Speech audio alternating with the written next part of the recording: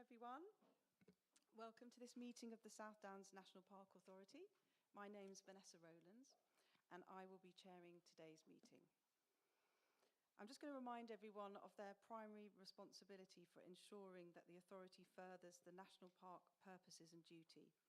Members regard themselves first and foremost as members of the authority and will act in the best interests of the authority and of the park, rather than as representatives of their appointing authority or any interest groups.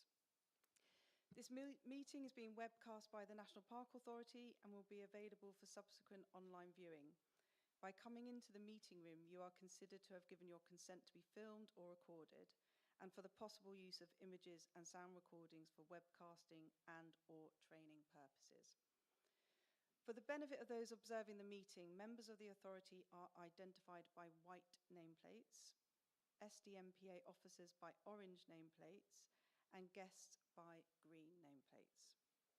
And to just minimize any disruption, if you could turn your phones to silent or off, that would be great. Thank you. Right, so I'm going to start the meeting and ask, item number 1, ask Richard Fryer if we have any apologies. Apologies for absence have been received from Paul Bevan, Debbie Kerno-Ford, Peter Diplock, Janet Duncton, John Hyland, Gary Marsh, and Robert McCatter. Okay, thank you. Item 2, declaration of interests. Does anyone have any? We have any? No. And item number 4, public participation. No, I can't see anyone. Item 5, the need for Part 2 exclusion of press and public. We have no need for that today. Okay. So, getting on to the kind of main bits of the agenda, just before we start, I just thought I just wanted to remind members of kind of our role in this whole process. I mean, this is an extraordinary meeting that's in on the partnership management plan. And we put this in place as part of the approach to covering this management plan that we had in our October NPA meeting last year. So, just for context, the last plan that was made, it was before I was joined, and I think a few of you were here. But anyway, it felt, the outcome of that felt very National Park Authority focused, and a lot of our partners just didn't feel that they had been included in it and didn't feel like it was a plan that spoke for them. And I think when we got a consultant on board to kind of review that whole process straight after, and it was really interesting, the feedback that came back from that was like, we really did lack those voices, that engagement, and we had to change the approach to how we were doing it. So the officers took that all on board and came to us with a new approach on how to produce the next management plan, which, like I said, came to the October NPA last year.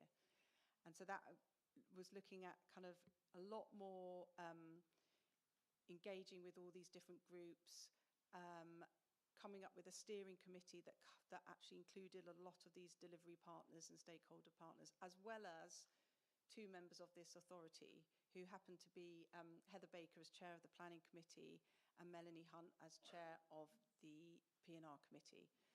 So I felt like if we had Heather and Melanie on that covered both of our main committees. So that approach and timeline was approved by us in October.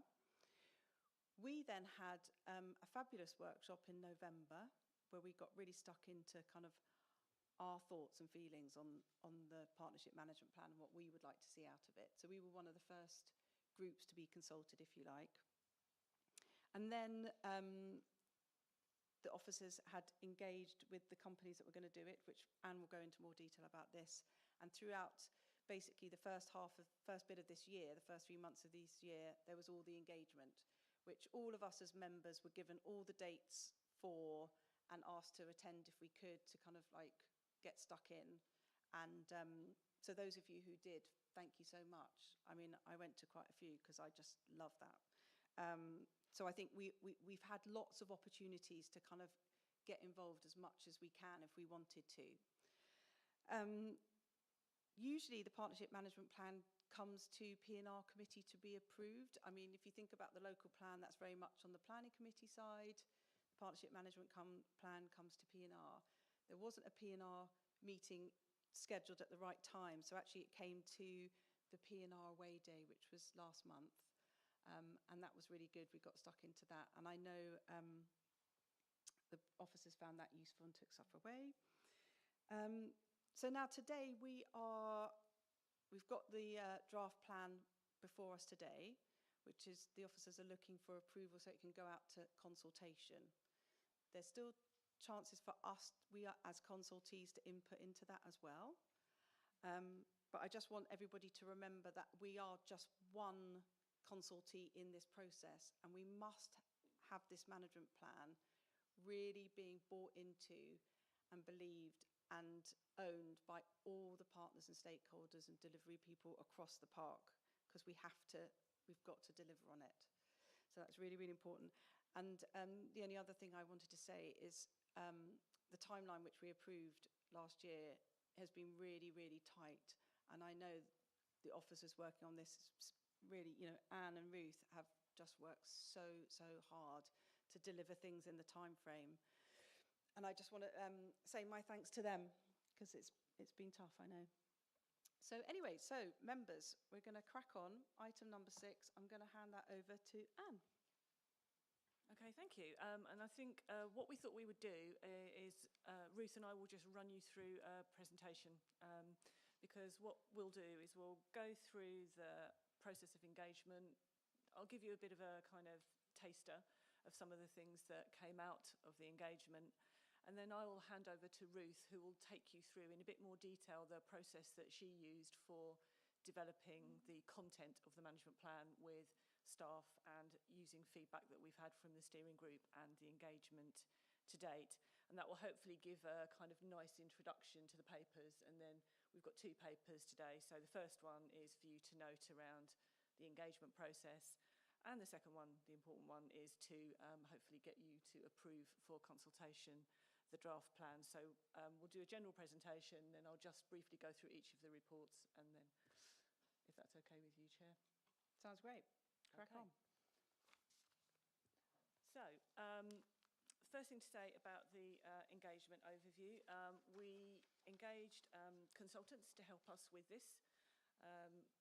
Some of you who came to the events will have had some experience of working with them, Resources for Change. And they also had on board with them Diversity Resource International, an organisation based in Lewes, and Young Wilders. And the reason we did that, well, there were a number of reasons, really. Firstly, we thought it would be good to have external facilitation, because that kind of, right from the get-go, sent the message that this was not the authority's plan. This is a kind of joint plan. And that independence of facilitation, we thought, was actually very important as part of that process. Also, earlier on, we agreed that we would focus on particular types of stakeholders that we wanted to engage this time round a bit more than perhaps we've done in the past. And so the choice of the engagement consultants very much reflected that. So we wanted to speak to landowners, business managers, farmers.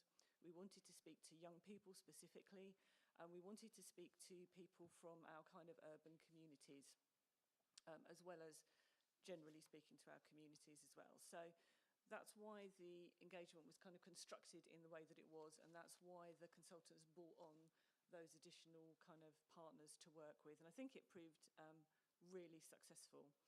So as Vanessa suggested, there was a lot of activity going on at the beginning of the year. We had 28 events. Some of them were online, but quite a number of them were in person. And we've engaged with over 1,000 people in kind of developing the plan to the point that it is today. Where we could, we linked into existing network meetings. So, for example, we used the farmers' breakfasts that we have. And what was also very useful is an interesting conundrum, consulting at the same time as the local plan, their Reg 18 consultation at the same time. But what in the end proved very fruitful was actually joining together some consultation events and making joint events for the local plan and the management plan. And I think I would say from a management plan point of view, we got a lot of very useful and positive engagement from the public who attended the meetings about the local plan, quite a lot of people did take the time to comment, and I think we would probably have struggled to have attained that level of engagement just for the management plan itself. There were 2 phases of bespoke events. So we had a first phase which was looking at kind of drivers for change, you know, kind of what are the big issues that are concerning people at the moment. And then we also had a sort of series of, a second series of events which focused a little bit more on, okay, what should the priorities be, and are there any deliverables that you can contribute? We've also taken quite a lot of time and effort to include staff and members. So you will know that we have had specific member events about the management plan.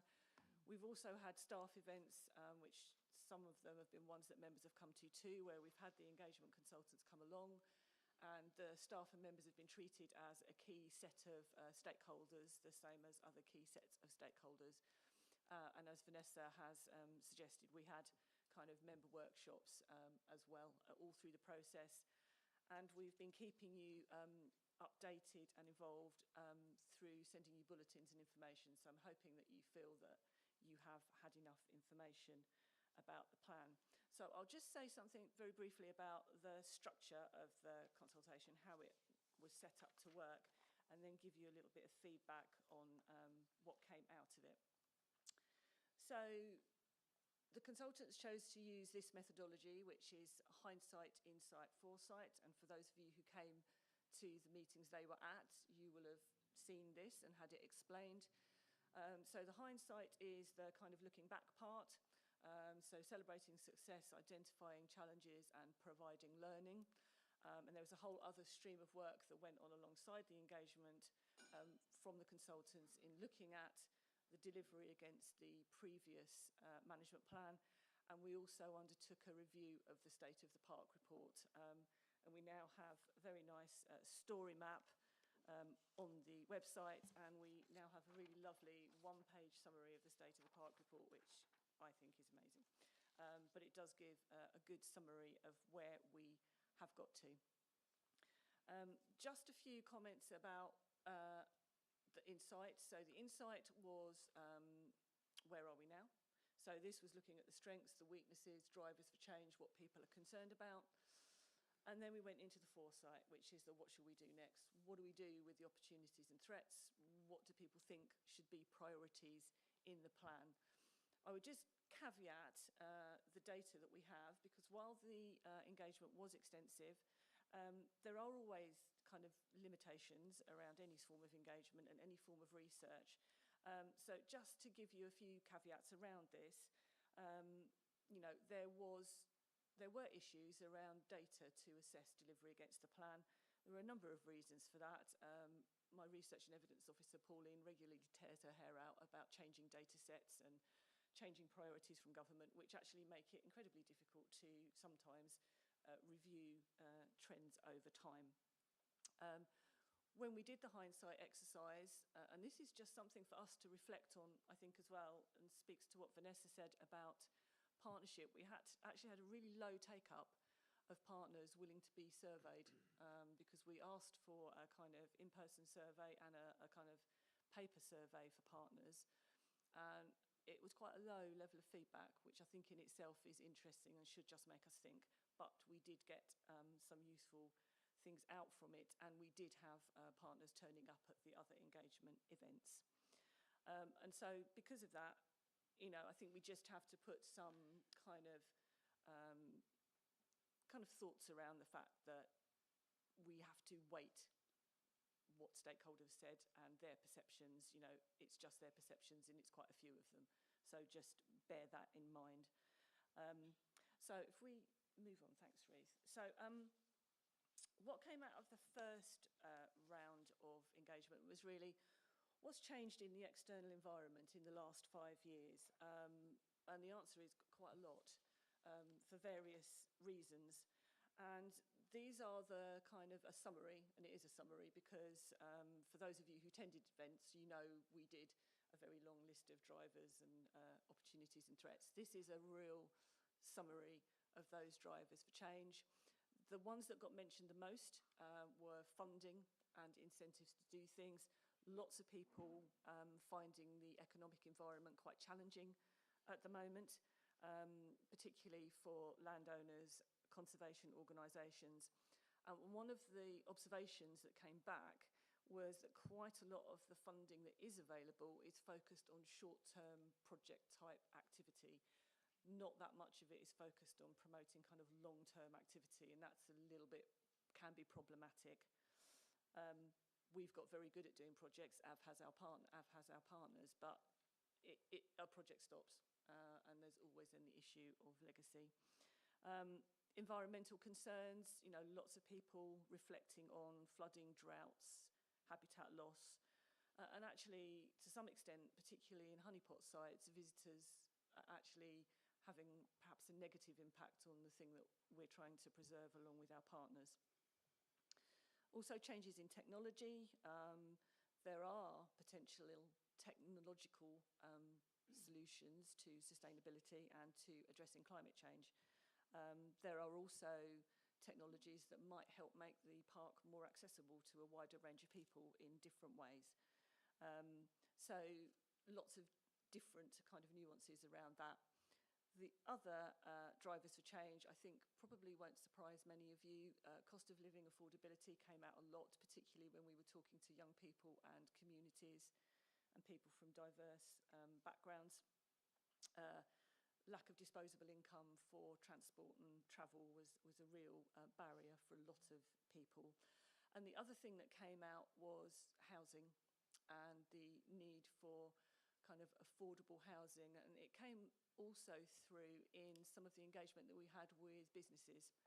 A lot of them struggle because they're trying to diversify or do different things, and not all of their jobs are the highest paid. They recognise that. But what that does mean is they sometimes struggle to get people who can live close enough to work in their businesses because the prices in the national park, because it's a national park, are that much higher. So for them, the opportunity to provide housing as part of their diversifications, but also the general availability of affordable housing for people on lower incomes came through quite strongly from a lot of different partners. Access to nature, some find it difficult to access nature from urban areas, particularly if they don't have a car or if they have limited mobility. So again, not a surprise, but that did come out quite strongly. Concerns around climate change, particularly around younger people, and the need to raise awareness around what people can do to combat climate change. Education and awareness also came out quite strongly. Still some feelings that there's a little bit of a lack of an awareness about the fact that the park is here, what it can offer, how you can use it. Public transport, the frequency, the nature of it, where it goes, all sorts of issues about public transport did come out as part of the consultation. Media influence, public perceptions, quite a lot now on, of social media influencers, that has an impact in perhaps a way that it hasn't done in the past. And community groups particularly quite concerned about waste management, pollution, those sorts of issues. And then probably one of the bigger ones, which I think is going to be interesting because we are launching this plan into a period of some considerable change, are the challenges around the introduction of strategic authorities and the associated devolution and reorganisation of local government that will go around that over the next 3 years or so. Everybody, particularly when you talk to people in local authorities, very well aware of the challenges around how you launch a strategic plan like this into an environment like that. So those are some of the kind of drivers for change. These are the priorities that came out very clearly from the consultation. So you can see there, they're divided into key themes: nature recovery, action around climate. Interestingly, water came out quite strongly from a number of people, which is why you'll see it reflected in the management plan. Young people, but specifically around training and skills development for jobs in the park. and jobs in the environment sector, jobs addressing climate change. So quite an interesting focus around young people. Valuing and welcoming and accessible to everyone, making the park that for people. And then the absolute fundamental bedrock and importance of the rural economy and local communities. You know, we have a lot of people living in this park. We're mainly a farmed, managed landscape. Those partners are incredibly important in how the park looks and functions. And then there were some cross-cutting themes that kind of came out that people thought really should run across everything that we do. Really important was collaboration.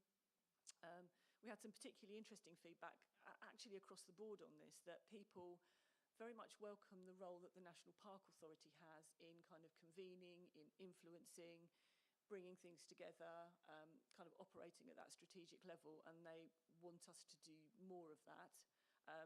For those of you who remember and have read the more detailed version of the review of the previous management plan, it's the kind of glue, not do concept that was articulated then, that people, I think, appreciate and think is important. Welcoming diversity, universally people saw that as an opportunity, particularly when you talk to businesses. They saw the opportunity of having lots of people living very close to the national park, for example, so lots of positivity around that. Engagement and communication, extremely important, knowing what's there, knowing how to access it, and bearing in mind what the drivers were. You won't be surprised there to see funding as a key issue for across all of the priorities. So I thought I'd give you a little bit of a snapshot now, just honing down a little bit more in detail on what some of the actual groups of people that we spoke to felt were interesting. So I'll start with young people. So we had about 90 young people who attended the events run by Young Wilders. And they were quite an interesting and articulate bunch. And these are the things that they came up with that they thought were most important. So around biodiversity and nature conservation, they were concerned about farming practices, land management practices, and how they can promote biodiversity, quite into the concept of rewilding, which I know is a little bit kind of diversive for some. Climate resilience, a lot of them were concerned and interested in how we go about doing that, and kind of respecting the environment and respect for the landscape and the wildlife, which they sometimes didn't always see people using the national park doing.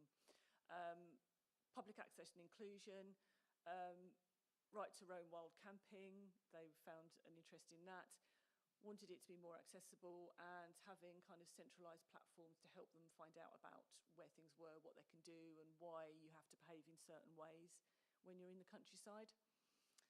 They thought community engagement was good. They liked the idea of volunteer rangers.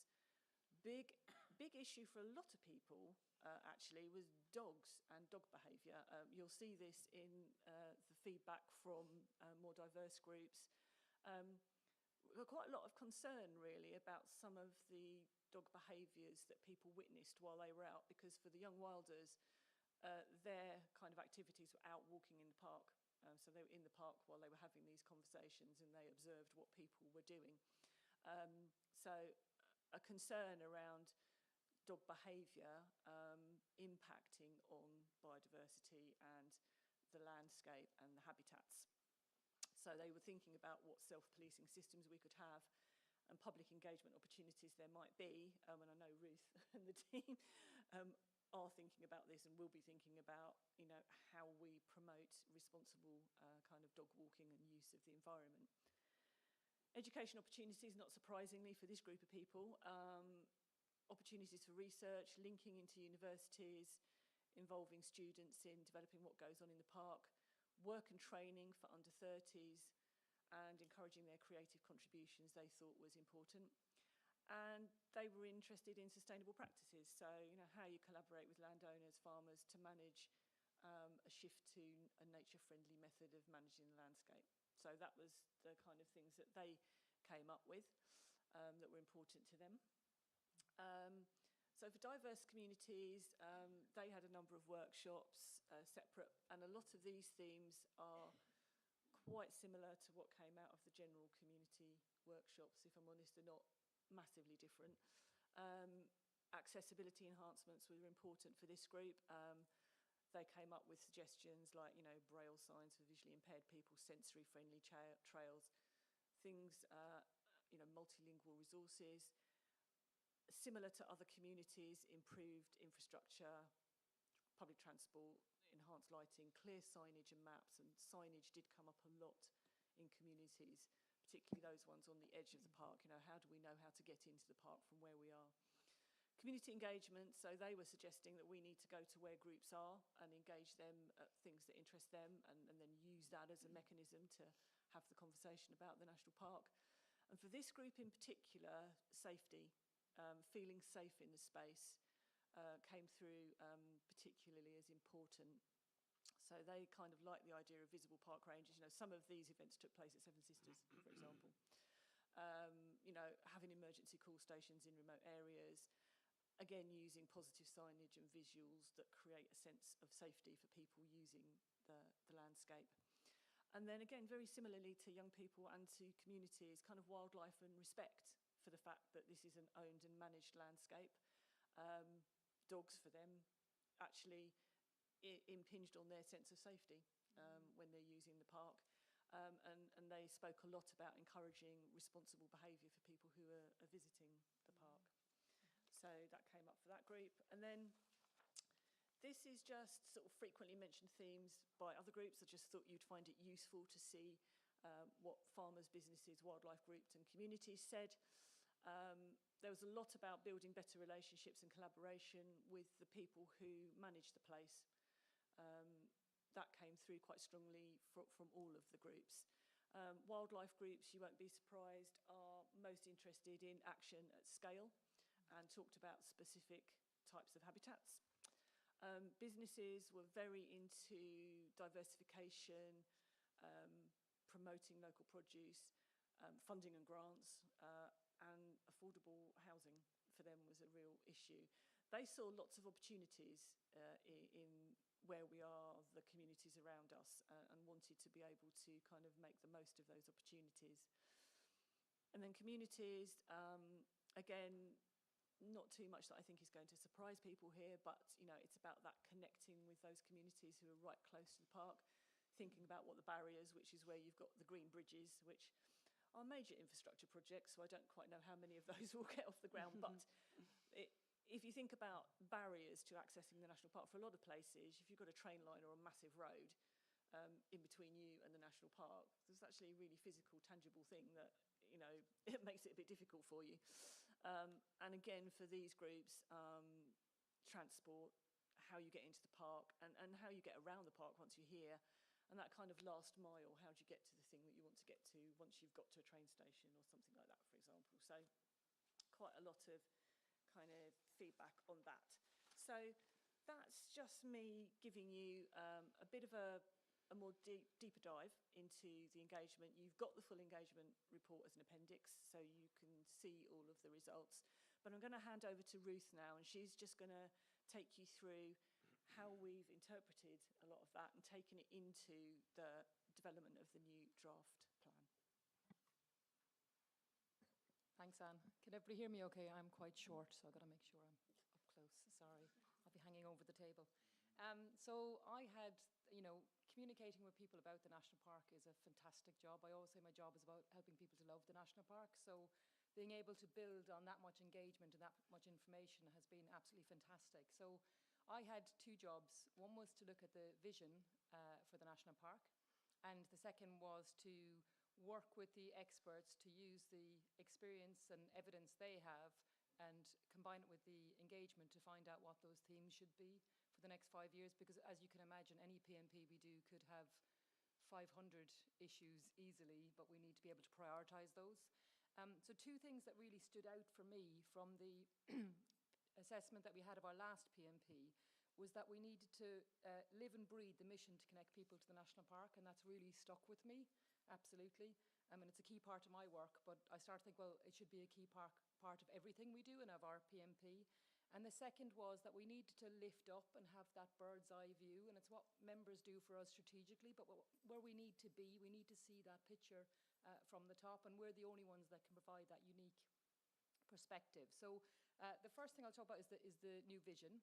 So I won't do a pop quiz about how many of you can tell us what's in the current vision, but it's a very long 3 paragraphs, and I'm the head of comms, and I couldn't tell you what's listed out.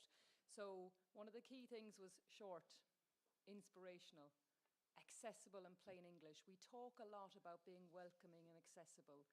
The first thing that excludes people is language. If we talk in a language that you have to be an expert, a conservation expert or a planning expert to understand, then we are excluding people. It's the easiest, cheapest and best way you can be accessible. And I can see my colleague in comms, Mark, there nodding his head. It's a really powerful thing. We want to be inspirational. Sean probably hates when I tell this story, but when I had a conversation with Sean before he joined about, you know, what he saw the national park being, he said something that stuck in my mind, is that he wants it to feel different, he wants it to sound different, to smell different, to look different, so that when you're in the national park, you really know that, whether it's anything from having more bugs on your windshield, as we probably all remember from being younger, but to feel different. So I want to try and capture that in the vision. It needed to be for everyone, which is a big challenge. I mean, the first thing, you know, the first rule of comms is define your audience and narrow it down. And generally, most of our comms is to everyone, which is deeply unhelpful, but, you know, challenging. And of course, it needed to coincide with the local plan. And for the local plan, the current vision goes to 2050, and they needed a vision that was longer term. So it had to go to 2060. So in terms of the actual process, we started with a fantastic engagement, all the engagement information that we have, and there's a huge amount of information there. And I worked together with the experts across the organisation, so the strategy leads, our cultural heritage experts, our young people, and also our planning experts, and Kate is here and was involved in that process. And we started off from there, looking at what are the things that we wanted to capture in the vision. And so this is it. So the national park is a vibrant place with nature everywhere for everyone, where wildlife flourishes, clean water flows, and the dark night skies are filled with stars. The landscape is adapted to climate change and sits at the heart of thriving communities and a green rural economy. Shaped by stories old and new, this place inspires everyone to connect, care, and belong. So as you will see, it doesn't have a lot of big words in there. It has been tried and tested, as I said, through our own experts, but we also took it to the steering group and has been tweaked since the steering group, who provided some really, really interesting feedback. And Mo, our own co-opted member, sits on there. And one of the interesting things was we had the word home. It feels like a vibrant home. And the feedback was that that makes it feel like it's only for the people who live here, which was really interesting. So very interesting perspectives. It's very rare in comms that you get a high five, but I think we did from one of the representatives of the steering group who loved the phrase clean water flows. The water companies, they said it absolutely nails it on the head really simply. It's about water quality and water quantity. And people liked the stories old and new, rather than talking about cultural heritage, which can be quite off-putting for people, but, you know, heritage is at its heart all about stories, isn't it? So, so that's what we have there. And then to go on, then the goals for the PMP, again, building on what I've said before, but it was about fewer priorities, absolutely fewer priorities, more focused. We know there's a huge amount of work to do on any number, hundreds of things, but we have to focus on what we can achieve. As Anne has alluded to as well, we're entering a time of massive change. We're going to have 2 devolved authorities. Local government is completely changing. So we're talking about working in partnership with partners that may not, very well may not exist, or may have different priorities. So this has to be high level enough to not be out of date in 12 months' time, and that is a real challenge. I mean, it is helped by the fact that there are lots of processes going on the side, like the local nature recovery strategies, which will help set that. So all of that has fed into this, but keeping that bird's eye view and keeping it high. Making it more accessible. When we did a member workshop in November, I got such great feedback from all the members that were there, but one of the things that really came across is that quite a few members hadn't read our PMP. Now, if our members aren't reading the PMP, our partners aren't reading it, and if our partners aren't reading it, the public definitely isn't. So it's that, how do we make it accessible, a living document, so that anybody who comes into contact with the National Park knows what our priorities are, and also knows the role they can play, because we're very clear we can't do this on our own. it belongs to everyone. So it isn't just about a small group of stakeholders. It isn't about big organisations or local authorities. It's not looking at anybody, including ourselves, to say we can fix all these issues. And it's grown from that engagement and evidence. I've actually never worked on a piece of work where the evidence and the engagement is telling us the same things. That has never happened. Normally it's a process of funneling it down and trying to reach agreement. But those topics that came up absolutely came from both sides. And when we tested it with the steering group, they absolutely agreed with all of those categories. So at earlier meetings, the steering group had looked at and really felt that we shouldn't have more than 2 themes. And that comes through very strongly from what DEFRA are saying as well. So we have 2 themes, nature and climate and people and place. And under those 2 themes, we have 7 aims. So I should explain at this point that DEFRA released guidance on management plans. Very helpfully, it's 180 pages, but Anne very helpfully read the entire thing and distilled it in a dummy's guide for me, which was fantastic, so I don't have to read it myself. But one of the things they were very keen is consistency across national parks, so that the plans are consistent. We're one of the forerunners. It's ourselves, Exmoor and the Yorkshire Dales are out at the moment, but I think we're one of the furthest ahead in this. But so we have changed the wording, so there's themes, aims for the key areas, and then under aims set objectives, so that there's consistency across. So under nature and climate, we have 3 aims: nature recovery, climate action, and clean water. And then under people and place, we have 4: young people, welcome and access, arts and heritage, and a thriving greener place. And I'll take you through them a little bit. So the first one is nature recovery, and under here we've got 3 objectives. So the structure of the plan is we have our themes, our aims. Under each aim or topic area we've got objectives, and under each one of those objectives we're going to have targets that sit under those, because the idea is we don't just want people to know what we're doing, we want them to know what are our priority areas, how are we going to work together to achieve it, and they need to be able to check back and see, are we succeeding, not just at the end of the plan, but the idea being that we will be reporting back on an annual basis, how are we doing against these. So the first one under nature recovery is all about the new nature, building more, better, joined up. The second, which got a lot of support from the steering group and others, is about supporting farmers and land-based businesses, because we can't do it without them.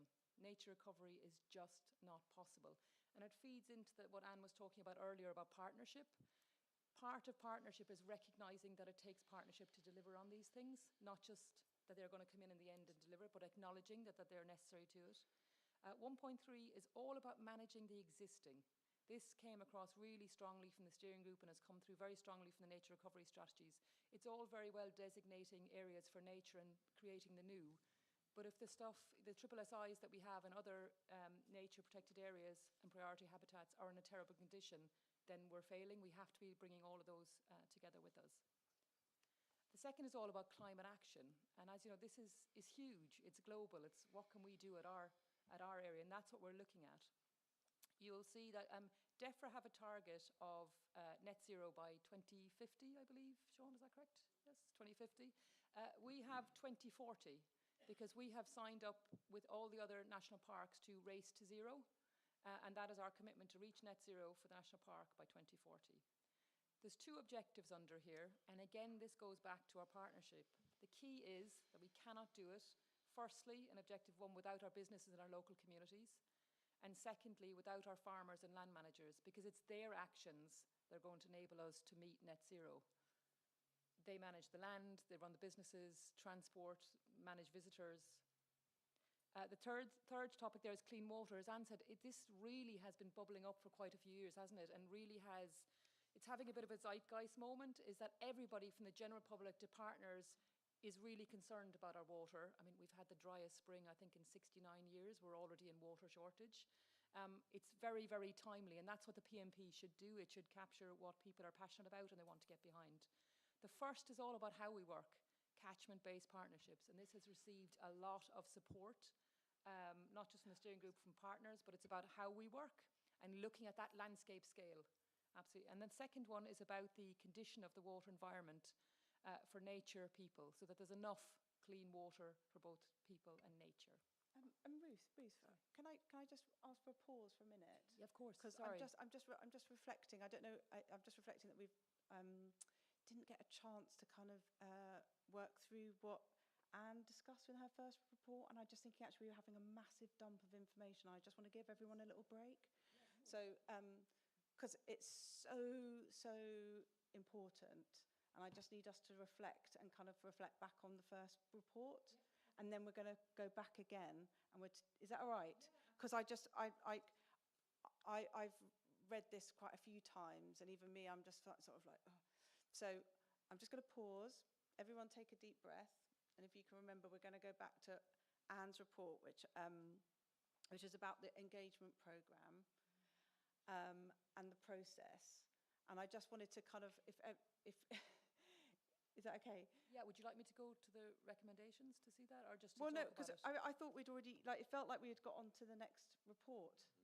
And I just wanted to kind of like, just go, is that all right? So what I just want to do is everybody, because I think it's really important that we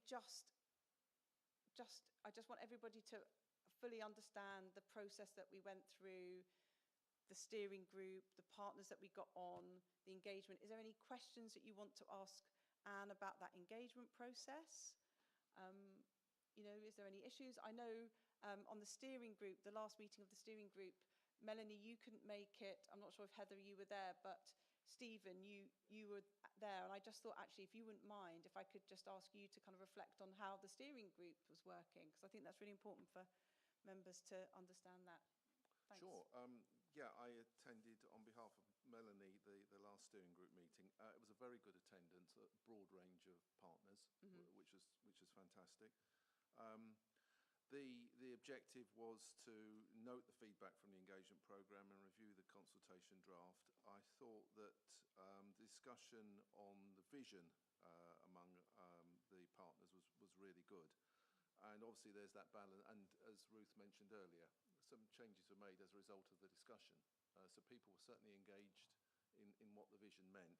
And there's always that balance, of course, between keeping it short and everybody wanting their bit reflected. So, and again, I thought that you know, Sean, Anne and Ruth, who sort of co-chaired the meeting, managed that really well, because we could have ended up with 14 pages of vision if everybody had their...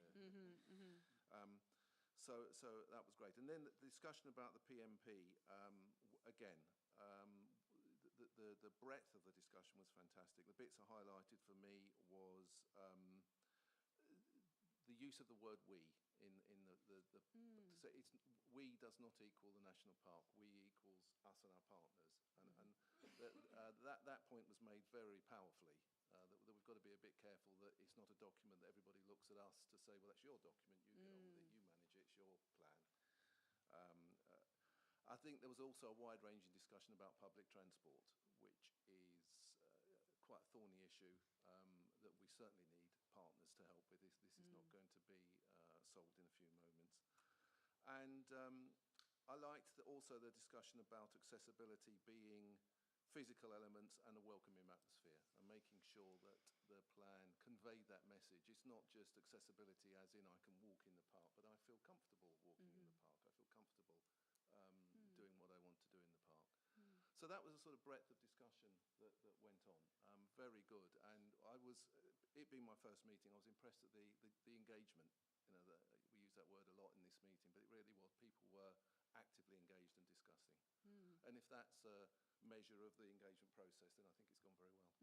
And did you feel like the steering group really covered the breadth of all those sort of partners that you felt like should be engaged, you know, participating in producing this? Certainly, there were one or two who couldn't make it, but the ones that were there, were broad. It wasn't the same old faces, that's for sure. Great, that sounds great. Melanie? Yeah, just to add to that, thanks very much to Stephen for attending when I couldn't, but I had attended 2 previous meetings. And just as a reminder for members, so that you know who this steering group is, I think we have all seen the list, but I'm sure you may not have retained it. Representatives from county councils and Brighton and Hove City Council, including those who have lead responsibility for the local nature recovery strategies. Natural England, the Local Access Forum, Southern Water, agricultural and environmental consultants, Historic England, an estate owner, a Yorkshire Dales NPA rep, and a community energy company. So a really wide range of partners, private and public sector, and also the valuable opportunity to share learning with the Yorkshire Dales, two-way. I think it's been really valuable. Sean's chaired it brilliantly as well. The feeling is very much that there is serious commitment to this and genuine commitment to wanting to work in partnership. And we all need to think through how that really works. And the thorny issue of managing performance when we have different organisations offering and supporting different elements of the plan. And I know Anne and the team have done an enormous amount of work on that, but it's a massive challenge still. And I think there's just one thing, Stephen mentioned about transport. One of our county council representatives was very happy to provide some information, I believe, but we haven't yet seen that. Great. So I think that's a next stage, isn't it, that may well come through the next consultation phase. No, I was going to ask if there was anybody transporty on there. Good. Does anyone else want to ask any? Yeah, Heather, and then John. Thank you, very briefly, not to repeat what's already been said, but it was very interesting from my perspective because of my involvement in the local plan and the involvement in this, and I think it's really important that we keep a good eye on the fact that these two are running virtually in parallel, if not necessarily to the same end date. So it's been really important that I've had a sight onto both of those things more or less at the same time. Definitely. Thanks, Heather. Thanks for that. John. Thank you, Chair. Yeah, I was, and in some ways it's going to be, this issue sort of answered by what Ruth had then gone on to say. I was looking at 3.9 on page 7, and it says cultural heritage did not come across as a priority for many. And then the last bit, it says, it was seen as important by young people. And it sort of jarred with me. And actually on Monday, I was teaching a group of young students, furniture makers. And so I asked them that I was teaching them design history. And their response was that cultural heritage to them was not about landscape, built environment. It was very much about interaction of different diverse groups, ethnic groups, etc. And that was their interpretation of that phrase. So in some ways, do you think you've captured the, I suppose, garnered enough information on what cultural heritage is meaning to all these different groups? I know, Ruth, you then went on to say stories new and old, which I think is a much better phrase. Yeah. But I do think it's problematic, the cultural heritage, because I think for different age groups it means different things. Yeah, no, it does. Ruth, do you want to come in on that? Yeah, I think I purposely am trying to avoid using the words cultural heritage, both because it's accessible, it's inaccessible, and that is really difficult for sometimes people in the arts and heritage sector to hear. But it's why we've used stories, but why I've talked, when we've given the short kind of names for the aims, I've talked about arts and heritage, because you'll see that it gets picked up in green careers and everything about maintaining the built heritage. So it is there, it threads through, but that term is misunderstood and actually doesn't feel like it's for people. It feels quite upper class, to do with people who have money. So we definitely wanted to try and find different ways to talk about that, and that's the challenge for us. We have to start moving away from our terminology and to terminology that people understand and care about. No, stories is it. I've got Andrew and then Alan. Yes, I wasn't going to speak at this point because I didn't think this was the relevant point, but having listened to what John said, it was one of the issues I was going to raise, which is... Can we make sure we're staying on agenda item 6 paper? Is that okay? Well, I don't know. Was John on the agenda item 6? Because I'm going to yes, talk he was. to the He was same looking at topic as he 3.7 is on talking. page... And it's just that it's to clarify, is that I was noting that the cultural heritage doesn't include the what I call the sort of the in-depth cultural heritage of the people in the park, the stories, what I call the Cecil Sharp folk songs collections of the early part of the last century. That aspect of it is not included. We've included the bits which are known. We haven't included the bits which are probably unknown and ought to be mined. That story's old, right? Ruth? So when I get on, I'll talk about the arts and heritage one a bit. Absolutely. Hold that thought. One of the things we're talking about is old stories told in new ways and with new voices. So absolutely it does come up. The challenge is you would have a very long list and a PMP the size of War and Peace if we listed everything. What we're trying to do is phrase it in a way that allows the PMP as a hook. We need to be able to hang our corporate plan and our work, and partners need to be able to hang theirs, and the general public needs to be able to hang their action, their individual actions on that. So absolutely we want to make sure that can be captured, Andrew. Yeah, and so I do want to just keep this little section just talking about this first report and the process and everything. I'm blaming you, John. Anyway, Jerry. Oh, Alan, I'm so sorry. I'm so sorry. Likewise, I wasn't sure whether to speak at this stage, But if it's we are going to have opportunities later. All right, go on then. I'm afraid I am, as you know, Madam Chairman, a lawyer by background, and I just, sometimes like to go back to first principles as what are we actually doing here with this management plan, and against the background which we've been reminded of, that there isn't even any formal concluded national guidance as to what should be in these management plans. There's only a draft. I mean, I'm taking that from the introductory wordings of this part, the policy context. I, as a lawyer, go back to, why are we here doing this management plan? And I think it is instructive. None of this is to say that the consultation, the wide consultation, isn't a good thing. It is. All of that as to what we might regard as our priorities. But I've been stung into it by what was said about cultural heritage a moment ago, partly. Because what is a management plan for? It actually says quite clearly what it's for in Section 66 of the Environment Act. It is, i.e. we must produce one, we as an authority must produce one of these management plans, which formulates, that is, an authority must produce one, which formulates its policy, and like a lawyer, I deliberately stress the words, it being the authority, for the management of the national park, and for the carrying out of its functions, I deliberately stress both words, in relation to that park. Now, its functions clearly include the major statutory function of running the planning system, but also by necessary implication, they include the national park purposes and duty, which are themselves statutory. So those most clearly are part of the functions, the carrying out of which have to be dealt with, carrying out of which by the authority have to be dealt with by the management plan. I'll just remind everyone that cultural heritage, for all that's been said about the term, is actually specifically part of the statutory purpose, i.e. promoting it, is specifically part of the purposes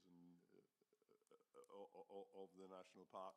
I'm not saying, therefore, take a legalistic approach to this, but what I do say is, when thinking about a management plan, we do need to step back from time to time and say, is it actually doing what it is meant to be doing? Because the only reason we have one is because Section 66 says we've got to have one, and it says what it's for.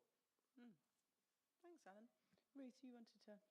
Yeah, and I would just say, as I said at the start, the PMP has been pulled together from the engagement and from the evidence of our experts who know the issues, which is why arts and heritage, i.e. cultural heritage, is one of the 7 aims. But the important thing is that this report is engagement. It isn't about us, we can react to what people feel about the national park, but we're just collecting, what Anna's done is collected what they've said and put that together. Yeah. And we've combined that, as you say, Alan, very correctly, with our purposes and duty and what our experts know needs to be a priority. And hopefully it'll explain it a little bit later when I come back to it. Yeah. Sean, you wanted to come in? Yeah, I mean, just on this point of the plan that we must produce for our policies and how we're going to discharge our duties. I think, for me, that's more the corporate plan. That's the plan that really refers to what we do and how we fulfill our purposes and duties. it's a terminology thing. You know, this is called a management plan, but the partnership bit is really the key bit. So what we're trying to do here is frame, I think, what we're trying to achieve overall within the boundaries of the park as a set of partners, and also to inspire new partners to join us, I think, in that endeavour. Whereas if, you know, you're looking at exactly what we have to deliver and how we have to deliver it legalistically, I think I would probably point more to the corporate plan for that. Yeah, thank you. The thing I'm referring to is called the management plan in the Act. And but I mean... No, thanks, Alan. I take the point. Yeah. I'm going to go to Jerry and then Antonia. Thank you, Chair. I would just like to say that I think the engagement process was exemplary, and for me, I think I attended 3 of the outside sessions. And the great thing was that we managed to attract a lot of small P partners whom we don't normally get to these sort of things. And as you've shown in the report, there's a great richness of stuff that came from all that engagement. Now, the very difficult trick that we're, I think, trying to pull off here is how we can follow that through and reflect back to that same group, or even a larger group of partners, which will range from large corporates through to individuals in villages and all the rest of it, in a document that maintains that level of engagement. I think that is going to be very difficult to do, because yes, of course, as Alan says, there's a statutory element to all of this as well that we've got to include. Maybe that statutory bit ends up in an appendix or whatever, I don't know. But I think that's surely the thing we've got to try and do, take that success of the engagement stage through to what we end up with, and ensure that what we end up with is something that attracts and engages all those people and more for the next 5 years. Yeah, thank you, Jerry. That was really helpful and clear. Antonia? Yes, it's a question really, just about the vision for 2060. Oh, hold on a sec. Do you sorry. mind holding that to the next report? Okay. Because that's actually, because what happened, we went into, yeah, is that right? Can you hold Okay, that thought? yes, okay. I would have to write it down to remember it, but you probably can. And I'm going to go to Daniel. Thank you, Chair. To some extent, the same point as Jerry was making, but from through a slightly different lens. My grandmother always told me it was rude to talk about the next meal when you're still eating the current one. But I think it's not too late. It's not too early to be looking ahead to the next plan, because clearly part of the reason why perhaps there's been a less than ideal level of consultation involvement from consultees is because of the way we've moved from a much more restricted process before. So if we're on a journey, to use a terrible cliche, then already we should be considering how, in the current consultation, but also over the next 5 years, we prepare ourselves for an even better involvement, because people will understand why it's worthwhile being involved. Yeah, exactly. Yeah, that's why it's got to be dynamic. Vicky. Thank you. Yeah, and on that, I think I'd just like to speak to the recommendations from the independent review, which is in Appendix 1, and how much I value the, what was heard, and the recommendation to produce a comms plan that supports staff members and partners in communicating the plan and the process, and in addition the training for new members. I think it's really valuable. So I'm really glad to see that in the recommendations. Thanks for pulling that out, Vicky. That's great. 100% agree with that. Anybody else like to? Anybody else? No. I tell you what. Let's go to this recommendation. Should we note this recommendation so then we can crack on with Ruth's bit? So can I see a show of hands in support of it? Is that everybody? Yeah. Is that everybody? Thank you. Okay. Yeah, it's there. Okay, great. Good. Now I'm going to, is that okay? Then we go to the next, Would you like me to go back to the vision and then pause and allow people a chance to? I think that would be great. Okay. Yeah. Okay. Thanks, Ruth. Let me just pop back. So just a reminder that we were looking for something short. I originally had a task I wanted to set out and have one line. I didn't quite succeed on that. But I would say to members what I've said to everybody along in the process. What you can't do, and I hope Mark will agree with me, is you can't do good comms and engagement by committee. So what we've asked SLT and other staff is, are there things missing? Are there things that jar? So those are the questions we'd ask you. Does it capture where we think we want the national park, what we want it to feel like in 2060? If you could focus on that, that would be absolutely wonderful and really helpful. And if we do get feedback today, we can take that away and mull it over and look at that vision together based on that, on feedback.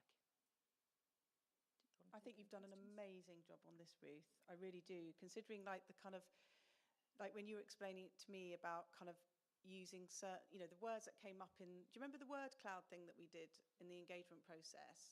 And actually part of that was like a lot of the words that are going to go into the vision will come out of that thing. And that's lots of people's voices in that. So you've got all that bubbling up. Then you've got the 10 principles of belonging, which I know you all know off by heart, which is the, what we're all going to be striving for to make everyone feel welcome in the park. There's a lot of that in there. And then trying to take out any sort of jargony stuff and make it poetic so that you feel it. It's a pretty awesome job, right? Sure. And just to add a sort of slightly sort of techie project cycle management nerdy bit. Okay. For me, also what I was looking for was words in here that then flow down into projects and activities that we do. Right. And if you add, if you bring all those together, they deliver our purposes. And so for me, all of those are ticked in here. They sort of point us to the activities that we do in different ways, and we can sort of see under this a sort of action plan, if, you know, flows out of it. And I think that was really important to see as well. Yeah. So I just want to ask members, like, how do you feel reading this?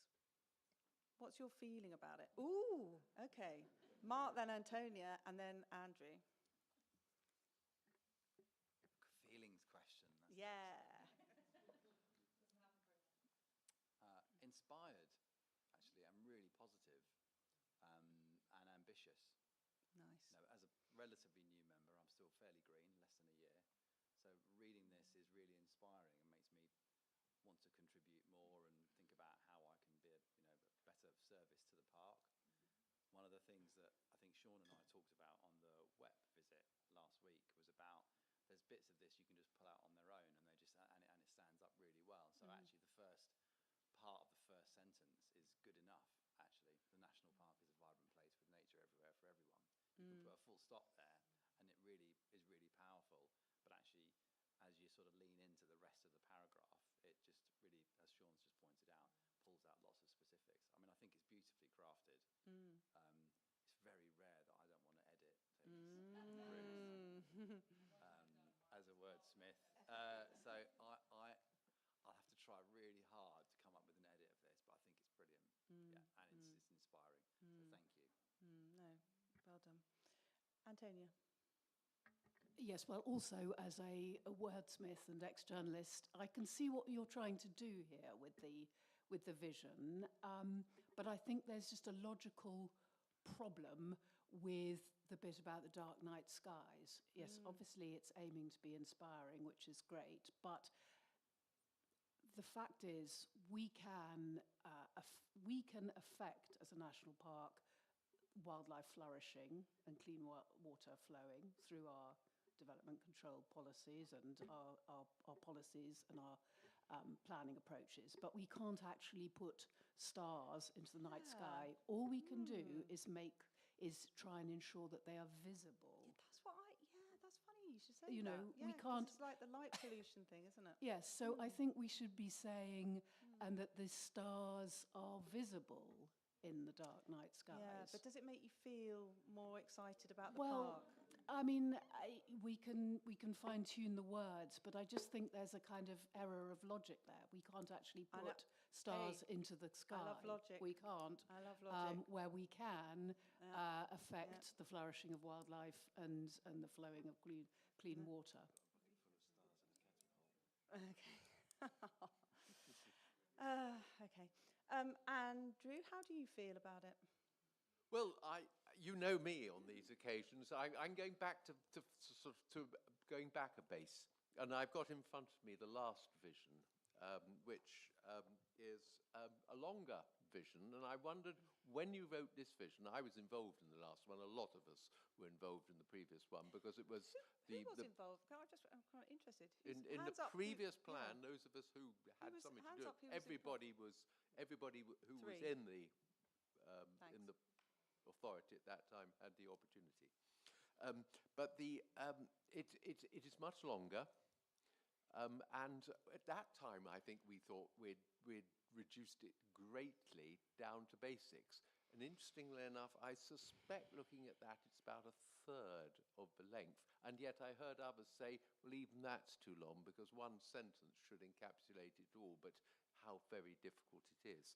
But it is quite interesting that the vision of the last iteration of the plan, by 2050, the iconic English lowland landscapes and heritage will have been conserved and greatly enhanced. Now, whether you like the wording or not, it sorts out most of the first purpose. And there the words are more poetic, but are they the words which are more accurate to what we should be looking at? I'm not saying that I disagree or agree. I'm firing a piece of shrapnel into the middle of the proceedings. Yeah. I mean, okay, right. I'm going to go Stephen and then Teresa. Stephen. A couple of points. I agree fully with Mark, and unusually, I disagree with Antonio. I like the dark night skies filled with stars.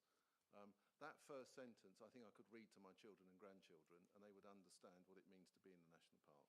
Aww. And I think that's important. The other thing, just to address what was just been said, I think we've got to be careful the difference between a vision and a set of objectives. And I wonder if the previous vision was more like a set of, these are the things we want to do. A vision is supposed to be inspiring, and we look at it and we say, yes, that's what it means to be here. Yeah. Maybe we need to just think that that's what we're trying to do I think here. that's really well put. Thank you, Stephen. Teresa. Yeah, I really like this. I think it makes you feel included. And I particularly like the bit, because I'm all for wildlife, where wildlife flourishes, because that's really important to me. And clean water flows, because without clean water, none of us will flourish. I particularly like, as well, the shaped by stories old and new, and this place inspires to connect and care and belong. I think it's really great. And also the bit, it does sound poetic, and I do like the... I actually think I do like the bit that says it's filled with stars, because in climate change, and pollution, we might be losing to see the stars. So, because we all know how, when we had COVID, how clear the skies were when there was no pollution. So we do need to look at that and say that that's important, that we can see the skies and the stars. Love that. Thanks, Teresa. John. Yeah, the only word that really strikes me as superfluous is the word rural, sort of third line up, green rural economy. It doesn't really need to be there. And also, because part of the national park is not rural, and a lot of the places around the park are not rural, but we do want a green economy. Yeah, I think we've got to think about our farmers, and I think that's, for me, that's that still sort of included, covers isn't it, them. in green economy? Yeah. Okay. Vicky and then Stephen. Yeah, thanks. And this is intended to be helpful, not pedantic, because I 100% agree. Obviously, I really care about dark night skies and, anyway. So I'm wondering just out loud, in terms of just a slight tweaking that covers everything and makes it a bit more active and less passive as well. So trying to be helpful. So we get to where wildlife flourishes, clean water flows, and the stars fill the or our dark night sky. As a suggestion. Stephen. Yes, sorry. This is a tricky one for me because you're asking a Yorkshireman to express his feelings in public. Bad enough for me.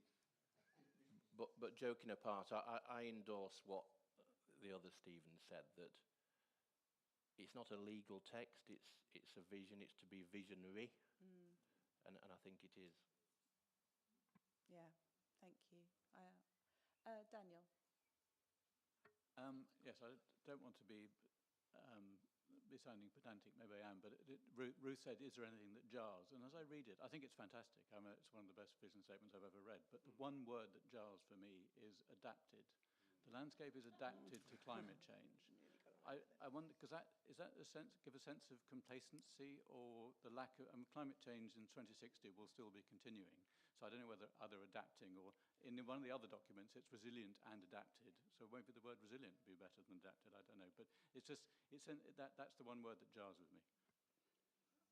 Thank you. Thanks, Daniel. I've got Stephen and then Heather. Thank you.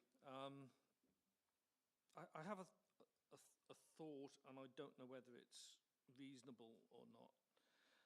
But the one thing that I don't see in this, and I do love it, Ruth, I really do, but it doesn't seem to have a sense of place specific to the South Downs. I know the South Downs is referenced through the Dark Night Skies and what we want for the park. But if we didn't have South Downs National Park at the top, would this apply to all national parks? And should we be thinking about if there's anything specific to the South Downs per se? I don't have an answer. But I think it's something possibly to think about to make it more specific to this national park. And the only other very, very picky comment I have is the word vibrant, and whether vibrant equates to tranquil in that context. I think vibrant communities, yes. It's a minor point, but not something I'm going to get stuck on. Thanks. Thanks, Stephen. Does anyone want to come back? Yeah, Ruth. This is where I tell you that this vision took as long to write as the draft PMP. And it's really interesting because you've picked on a lot of points that have been difficult points. And I'd go back to the comment earlier about, the language. It has to be accessible. We can't use technical language. And also, we've just said how important arts and culture is. So the world needs more poetry, particularly now. So that's what we're trying to aim for. So I definitely fight for that corner. Some points that came up, really interestingly, one of the things that came across very strongly in the engagement, and I'll talk a little bit later about, was, people said, why is Dark Night Skies in there? So it's a designation for the whole national park. We are the most urban of any of the 22 International Dark Skies Reserve. It's something quite unique to us. My colleagues and I spend hours and hours and hours and hours trying to figure out how do we target those groups that aren't coming to the national park, who don't care about the national park, who don't feel it's for them. Mm-hmm. And one of the key things they're telling us all the time, it's dark skies. As Vicky will tell you, who's been involved, they come in their droves, online, in person. They are young people, they are ethnic minorities, they are people from lower incomes, they are people from our urban fringe, they are people from the LGBTQ+ community, there are families, people with disabilities. They are coming and they're telling us dark skies matter. And if we're listening to people about what matters, so that's one of the reasons I really like your suggested amendment, Vicky. Why we have dark and skies, I'll explain that one a bit. Because we look at our dark skies, originally when it was done, it was very much from a tranquility point of view, but actually our dark skies are vital to nature. So we're one of the unique reserves of the 22 in the world, in that we're looking at the importance of darkness for nature. So it's not just about being able to see the stars. The darkness is hugely important. There's studies coming out now about the impact of light pollution on water. The IDA are looking at that. It's really, really important. So that's why the two of them are there, and it might seem a little bit of overloading. And the other thing I'd say, and Heather may agree or disagree with me, but I think we have huge powers over our dark skies. One of our most important and unique policies in our local plan is our dark skies policy. Mm-hmm. And we have technical advice note. I can't tell you how many messages I get, and I know Vanessa has been involved locally with one of hers, about people concerned about light pollution wanting us to do something. Mm-hmm. People, we do have some control, and in terms of new building and new work happening, our planners very much take our international dark skies status into consideration. you know, when people want to build wonderful, you know, 2-story high glazing that has got no covering, they are looking very much at that. And I don't know if, and then the final thing I was going to say is about the climate.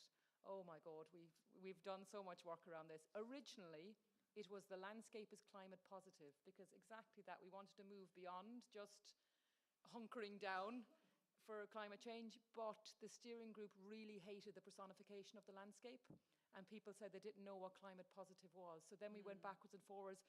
Resilient sounds, and adapted was, we came to the compromise of adapted, but absolutely we started with climate positive, a really tricky one, because climate is such a technical terminology, and it's, yeah, so you picked up all of the issues that have been picked up by others, so it's interesting to see that. Thanks, Ruth. Heather? Well, I'm going to resist doing what I'm always telling my committee they must not do, which is don't repeat what somebody else has just said. So Stephen said almost everything I was intending to say about the word vibrant and about which park is this and how do we know it's the South Downs Park and not anybody else's park. And I'd also like to support Vicky's suggestion about the dark skies. I think there are two things there. We've got dark skies and we've got stars. And it would be useful if we could find a way of making that clearer. Thank you. Does anybody else have anything they'd like to? Antonia, did you want to come in? Yes, I think Heather's point, I'm sorry, at risk of repeating it, but that's exactly right. We've got to make reference to what we actually can do as a park through our policies to protect the darkness for the sake of wildlife, etc., as Ruth said, and the visibility of the stars. So somehow we've got to rework that to make those 2 points and relate them to the things that we can, the things that we as a park actually do, because you know, the stars, it's not about the stars being out there, it's about whether we can ensure that people see them and that the skies are dark. And then it all reads and inspires people. Tim? Are we just talking about the vision? Oh, I thought we were just, because I just want to kind of move on, All I want to say is I'm very happy with the vision. Thank you. But I do have a small number of points elsewhere. Yeah, great. I think we're done with the vision. Maybe you're not done No, with the vision. you said it. You said it. I'm stamping it. It's it's that old adage, the fewer words you use, the harder they are to get to. When I clocked up the hours I'd done, I couldn't believe that I'd spent the same amount of on this as I had to. But you started with a set of words that you wanted to try and fit in as well. Absolutely. Do you know what I mean? So that's so hard. Yeah, those ones from the Soil Collective and everything, and it's how does it mean something to everyone in a very small number of words. So thank you. It's really, really helpful comments. Thank you, everyone. We'll take that away. Okay, so we'll carry on. Yeah, and then should we do it? So I'm just trying to sort of give us opportunities to come in as we're going through, so that we can reflect. Yeah. Should we either one by one, or in like maybe the nature and climate or something? Yeah. Would we like to comment on overall on the themes and the 7 aims? Interestingly, when we looked at these, as I said, it was a really fantastic synergy between the evidence, the partners, and the engagement all came together with these 7. It wasn't that we had other ones that were suggested that we discounted. These were the ones that came together, and it really helped, as Heather has said before, looking at the local plan at the same time, because that's really fed into some of these, particularly around things like young people, arts and heritage, thriving greener place. It's been fantastic. So I don't know if you wanted to take any comments on. Yes. Does anyone want to comment on the kind of 7 priority issues that have come out of all the engagement process and all the feedback and everything like that? Do we think? Yeah. Go on, Melanie. Yeah, I mean, just to say that I really welcome the priority on young people, as you would expect I would with my background, but particularly the underpinning objectives with the green careers. I think that's so vital, and I really welcome that one. Yeah. No, that's really good. I'm really pleased that water has been pulled out on its own, because we know it's such a massive, massive issue with the public. It was like number 4 issue in the general election last year. People understand it, they're engaged with it, they get the vocabulary. It's great for us to kind of input, that and Dark Night Skies are kind of 2 ways of us communicating, yeah. And there was a heavy debate, actually, about whether water sat under nature recovery or whether it indeed needed to sit on its own. So all of these have been really pulled apart, tried and tested. Are they the right? Are they going to enable partners to hook in their work? Are they going to enable us to deliver our plan, our own corporate plan? So, yeah. No, it's great, great. Okay. Did anyone else have the hand up they wanted to? Daniel. Thank you. I presume sustainable farming is included in nature recovery and climate action, but I just wonder whether it itself is a sufficiently important thing that it actually ought to be on its own at this level. So I can give some feedback on that. I was absolutely told I am not allowed to use the word sustainable. That's yesterday's news, apparently, which I wasn't aware of. It's all about regenerative, which is even harder to explain. Interestingly, we got some really thorough feedback we went out to farmers' breakfast as part of the consultation and the engagement, and people went out to their contacts as well. Our experts went out to their contacts as well. But we got very extensive feedback from our farming representative on the steering group, and one of the things that he found particularly helpful was the fact that it's naming the importance of farming and farmers as central to delivery, and that it's not just one area, but it's actually picked out in a number of different areas like nature recovery and the thriving greener place. So, yeah, and climate action. There's so many areas where they felt that was a really big step for the national park to acknowledge that farmers are crucial and we can't do it without them. Yeah. Just for that reason, I mean, if it's so important, would it not be helpful if this was actually a priority, an identified priority issue? Go on then, yeah. I think the key bit is that farming delivers on so many of these priorities that we wanted to make sure that, and you'll see it as you go through, that it's in there, that in itself, I don't think it's a sort of an outcome that we're trying to achieve, but it delivers the outcomes that we're trying to achieve, and it's that engagement, I think, and that thinking. I mean, I say this often, and I know people sort of laugh at it, but farmers are going to save the world.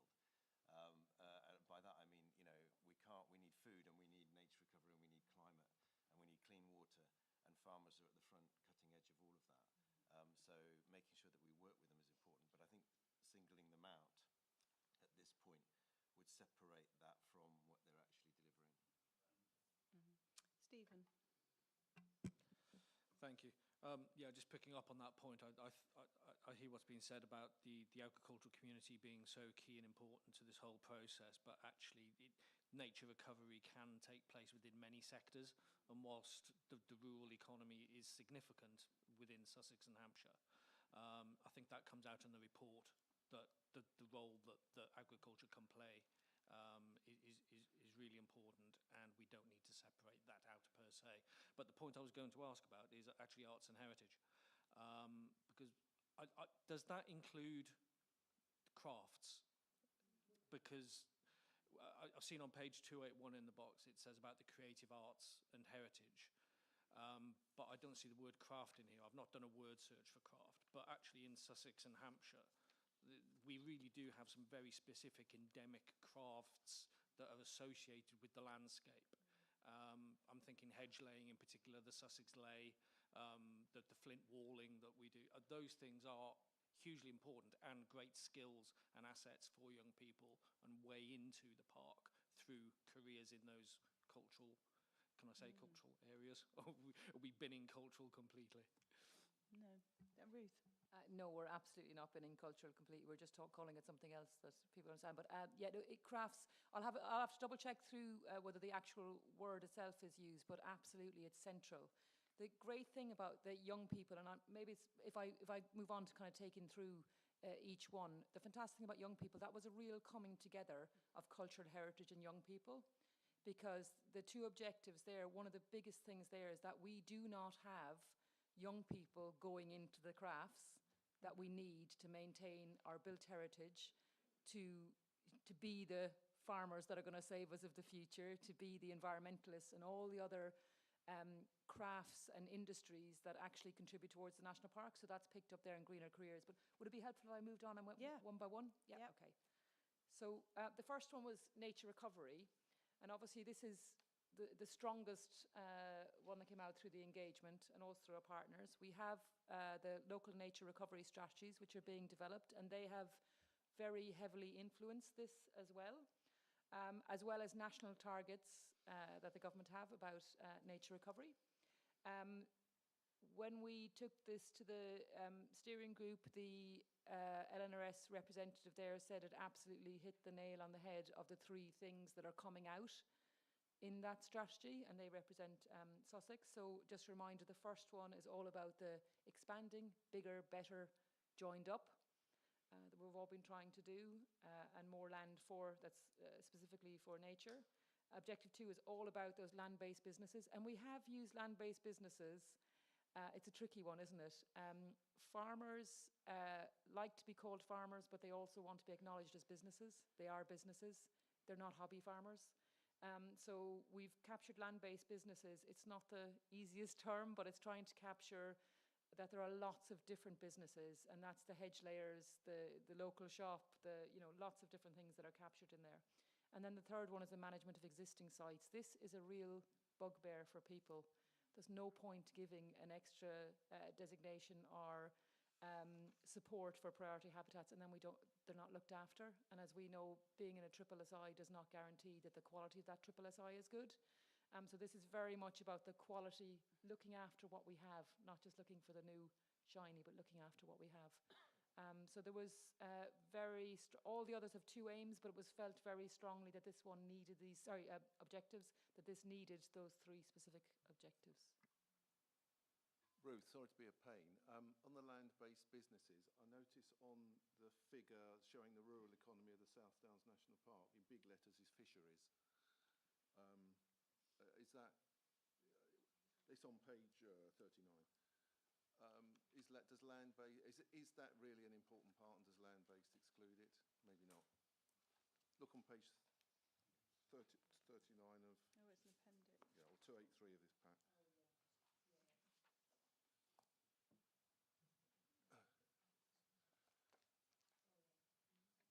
My point is, are we excluding anyone by saying land-based businesses?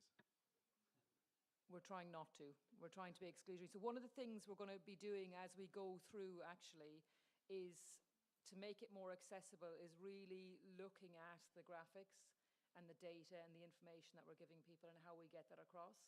So a lot of these are going to be updated. We've got a long list of new ones that we're going to develop. So it's not in this consultation draft, but it will be in the next one. And yeah, you're absolutely right. We'll go through and pick up those points and make sure that everything is marrying up. Tim, I didn't realise we were going to this. A couple of points on this section.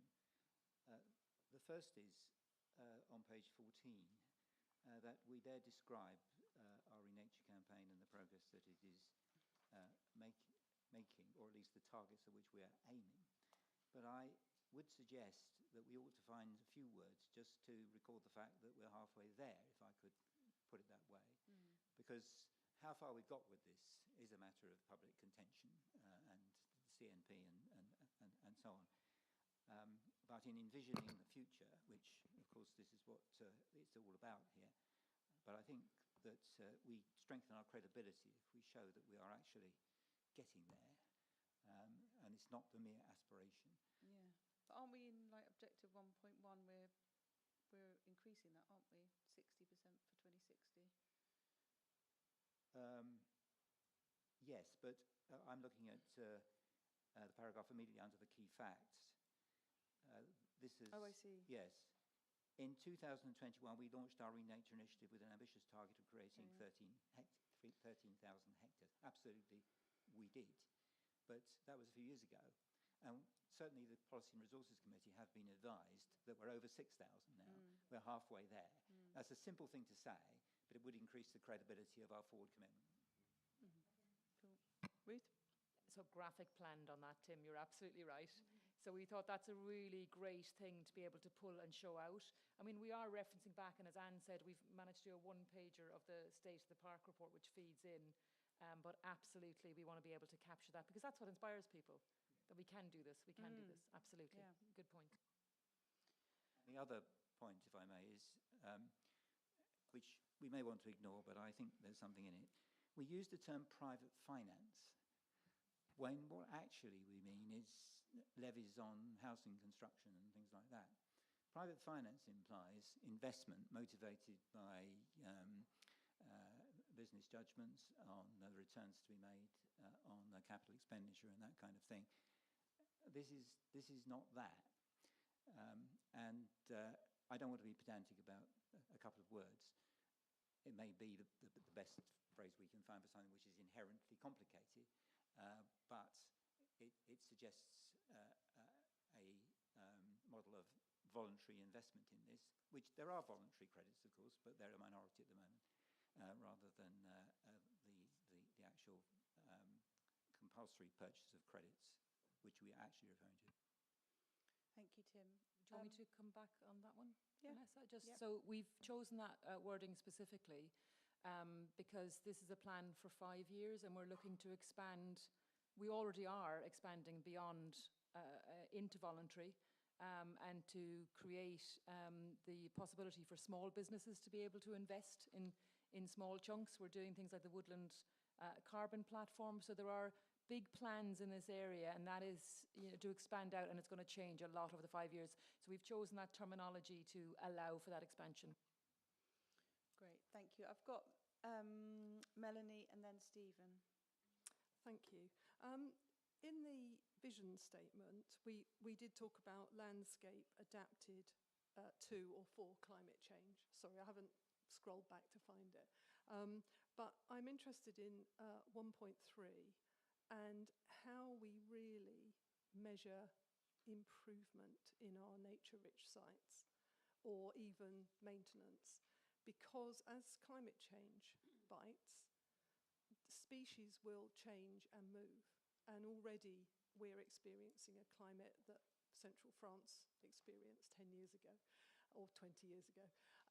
So I'm just concerned that that those who are measuring us in terms of the quality of the SSIs recognise that actually it's not maintaining the same species in those places, but it may be maintaining a different range of species. And that's a really difficult one to get across, and maybe I'm dancing on the head of a pin here, but I just think we need to bear that in mind. I'm not suggesting any changes or anything, but I just think we need to be really clear about the fact that we're not looking to fossilise SSIs, but to nurture them and help them to change and continue to be rich. Mm-hmm. Mm-hmm. Yeah. Stephen. Thank you. This is the one point where I really take exception with the report.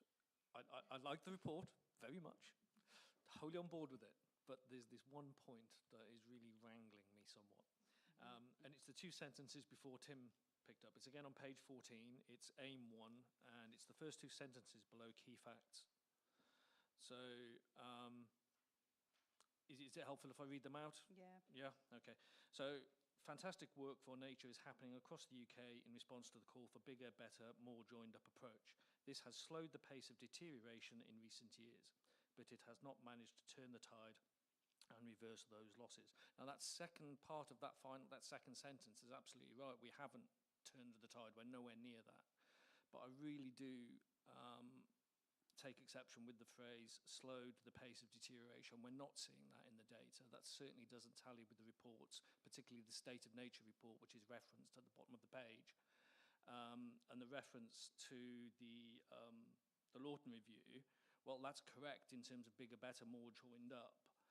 But the DEFRA species abundance indicators, they're really skewed by the inclusion of fish in that report, that there's a modest increase. And if you look at the 95% confidence intervals around that data, I mean, that takes you back to zero with the level of uncertainty. So to draw a conclusion that we have bigger joined up already I don't think tallies. And I don't think we've slowed the pace of deterioration either. And I think the reports show that. And I don't think we should be saying it in quite those strong terms. Yeah, I'm happy to take that back to our nature recovery experts. And yeah, absolutely, we can look at that again. Thank you, Stephen. Does anyone else want to come in on the nature recovery objective? Stephen? Yes. Oh, your mic. That's all right. Targets for objective 1.2, 1.2a on page 16. Offer advisory support for farmers, blah, blah, blah, with any diversified activity. Do we really mean any? So we will support farmers to do anything. There are a couple in the area where I live who have done some pretty controversial things, and right. Do we really want to be supporting that? It's a question. Tim. Thank you. I've been listening to the debate, very interesting, and smiling with Ruth. We had discussed this. Can we take that away? I'm sure there's an appropriate word, and I've already given a hint there with the word appropriate. Yeah. Great. Daniel. While we're on this point, can I just quickly put in my bid for winning the pedantry prize today? The aforementioned bigger, better, more joined up approach needs a closing inverted commas at the end of it. Okay. Should we move on? Yeah. Let's get to climate. That'd be easy. Yeah. It's not contentious. Yeah.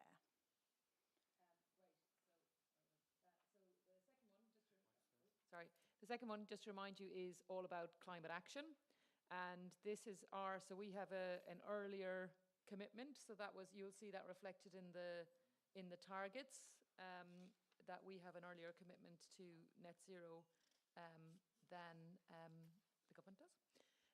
So it's as part of Race to Zero. So the two objectives are very much about the fact that it's our partners on the ground who are going to deliver net zero. The first is capturing. It was felt actually here that they needed to be separated, because I know in other places we've talked about land-based businesses. Here it was felt that the work that will be undertaken by businesses and local communities is different from that will be undertaken by land managers, farmers and landowners, and that we needed to acknowledge that. The second, 2.2, is also trying to capture that private finance, BNG and voluntary credits that landowners could diversify into. So that's why that's trying to capture that there. Great. Does anyone have anything they would like to? Yes, Stephen. And then Mark. Thank you, Chair. So page 256, which is page 12 of the report, but 256 of the reports pack. Again, it's one of the assertions in the AIM 2. And I just need some clarification, because I really don't understand what this means. So the South Downs National Park is on track to become net zero by 2040. So what do we mean by the South Downs National Park? Is that us as an authority and our emissions? Is it the national park as a whole? Is it those activities that are undertaken within the park? In which sense are we on track to meet net zero by 2040? So we have a climate change action plan. So a lot of work, Chris Fairbrother, who's our climate lead, is also leading on climate for the national parks in the UK. And we have done an assessment of carbon in the national park and the National Park Authority, two very separate things. So this is specifically referring to the national park, and it's a commitment that we and the other national parks in the UK have made in Race to Zero. So we have very specific targets in our climate action plan, which is available on our website. So that sets out in more detail. The other thing to say is that we will have plans that will have a lot more detail about this. It's trying to pick up that high level. So it's all in the climate action plan on the website, but it's absolutely referring to the place, not the authority. We have a separate one for the authority. I'm going to challenge myself now and say it's earlier. Can you remember? Is it 35? 35, I believe, but don't quote me on that. I believe it's earlier. Sean, you want us to come in? Yeah, I think just to underpin that, it's about everything that happens within the boundaries. So the activities of the residents, visitors, us, and basically looking at how we measure that and what action we can take as part of a partnership to get to that point. It's challenging, but important, I think. So I've got Mark and then Melanie. Right, thank you. I've got one little quibble with the wording of aim 2 there. I fully support the aspiration, but I think the effect of having that phrase in there, net zero, is going to mean that certain sorts of people are going to completely disconnect and reject what we're trying to do. It's a political red rag to a bull. So if there's some other way of expressing it without using those 7 letters, I think that might be rather helpful. Yeah, it is a good point. This has come up recently in lots of things. Ruth, do you want to just take that away? Or? Yeah, we can absolutely take that one away. It is a really difficult one because some groups really understand net zero. Younger people tend to, absolutely. But yeah, we can absolutely take that away, Mark. It's amazing, isn't it, how words just become politicised, and it's just such a waste of energy. God. Anyway, I've got Melanie. Thanks. Just to say in response to Steve's question, because I don't think Steve was a member when a lot of this work started, there is a really detailed report by consultants looking at all the sources of carbon across the park and also the offset activities that could be implemented. And primarily we're getting to net zero by the offsetting rather than by getting people to change their behaviour, because we don't have any power over that. Yeah. But we're wanting to bring our partners in who may have more power over that. Local authorities and public housing or different parts of their services. And many of them, West Sussex, I know because I'm a resident, have taken enormous strides to reduce carbon emissions. So I think it is a realistic target to say it's for the park as a whole.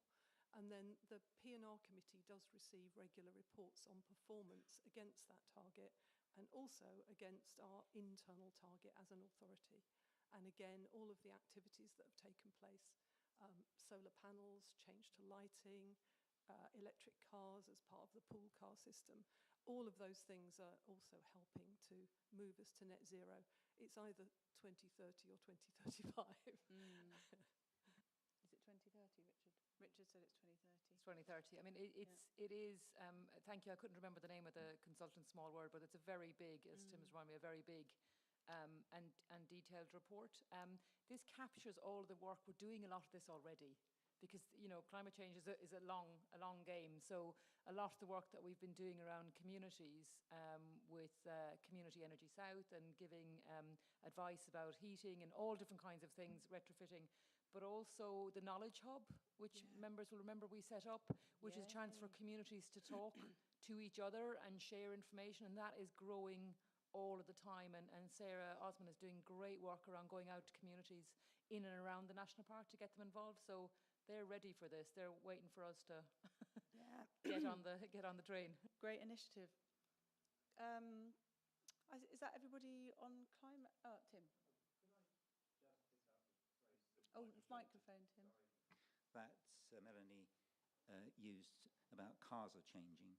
Because if you look at page 31, we say we know we must reduce our reliance on cars to reach net zero. Well, within this timescale, the proportion of electric cars, unless the government undergoes a complete reversal, will be high and rising. So there may be other reasons for reducing dependence on cars, but I think we need to be a bit careful. The world, it's just the resistance of the world is changing. We may have our private doubts about what will be delivered, but we are a government organisation. That is the government's policy. And I just submit that for consideration. I'm not going to discuss drafting right now. Yeah, thanks, Tim. Appreciate that. Thank you. Okay, should we move on to water? Oh, microphone, Tim. Ruth. As I said, a lot of consideration was given, was water. It came across really, really strongly, and there's definitely a lot of work has been bubbling up over the last few years. The Rother Summit, Groups are coming together. They're already working together. And again, they're looking for us to stand and support the work that they're doing together. And that's farmers and communities and businesses and individuals, lots of people coming together. So what we were trying to capture here was we want to capture that it's water quality and water quantity. You know, we are in a water deprived area. We are, I think it hasn't been announced, but we are pretty much officially in drought already, which is so early. But also capturing that clean water is vital for people. 1.2 million people depend on the water that percolates through the downs, but also vital for nature. So we can do all we want around nature recovery. If there's no water to support that nature recovery, we really are in trouble. And we have some fantastic projects like Downs to the Sea, which is a partner project in around the National Park, which is all around water landscapes. So the first is all about how do we support the work that's already bubbling up and happening, that movement to do catchment pace work. And we talk a lot about the need to do things at a landscape scale, and that's what that is. And the second is about the water quality and quantity. Very well received, I think Steve would say, at the steering group by the water company, by Southern Water, which was, I wasn't expecting, because it's challenging, isn't it? We're challenging, but very well, very much in line with what they're planning and their plans are. That's great to hear. Does anyone want to ask any questions on this topic? Stephen. Thank you, Chair. Yeah, I really welcome the emphasis on water in this report. Those of you that sit on the planning committee will know I relentlessly bang this drum at every and any opportunity. So it's fantastic to see such an emphasis on it. Primarily because it's one of the areas where we can do really good things within our own policies. You know, we do have an influence on development, and we do have an influence on the land-based communities and working in partnership with land-based businesses. So we can exert influence for positive change in this area, so to have it highlighted is great. One thing I'm not clear on is the target 3.2a, which is to achieve a 10% improvement in the Water Framework Directive status for water bodies across the National Park by 2031. Now, the 10% improvement, I'm just wondering if the 10% improvement is going to be sufficient to get the rivers in the park to the good ecological and chemical status that's required by the Water Framework Directive. Can I get some clarity on that? Okay, I'll try this one. Thank you. I think we've got to bear in mind this is for the next 5-year period. And I know that the way that the targets have been constructed is very much with what's achievable within that period in time. And I would think that this is a good stepping stone towards that. But I'm very happy to go back and check the detail.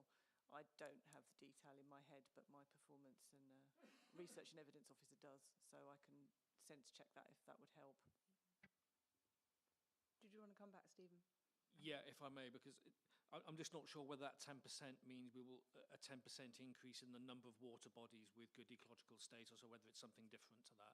So some clarity around the metric would be really helpful. Thanks. Great, thank you. It's a 10% improvement. Sorry. In the quality. In the quality, yeah. Okay, I've got Mark and then Antonia and then Melanie. Right, thank you. Just had a little query. Wondered whether anybody here knows the answer to this.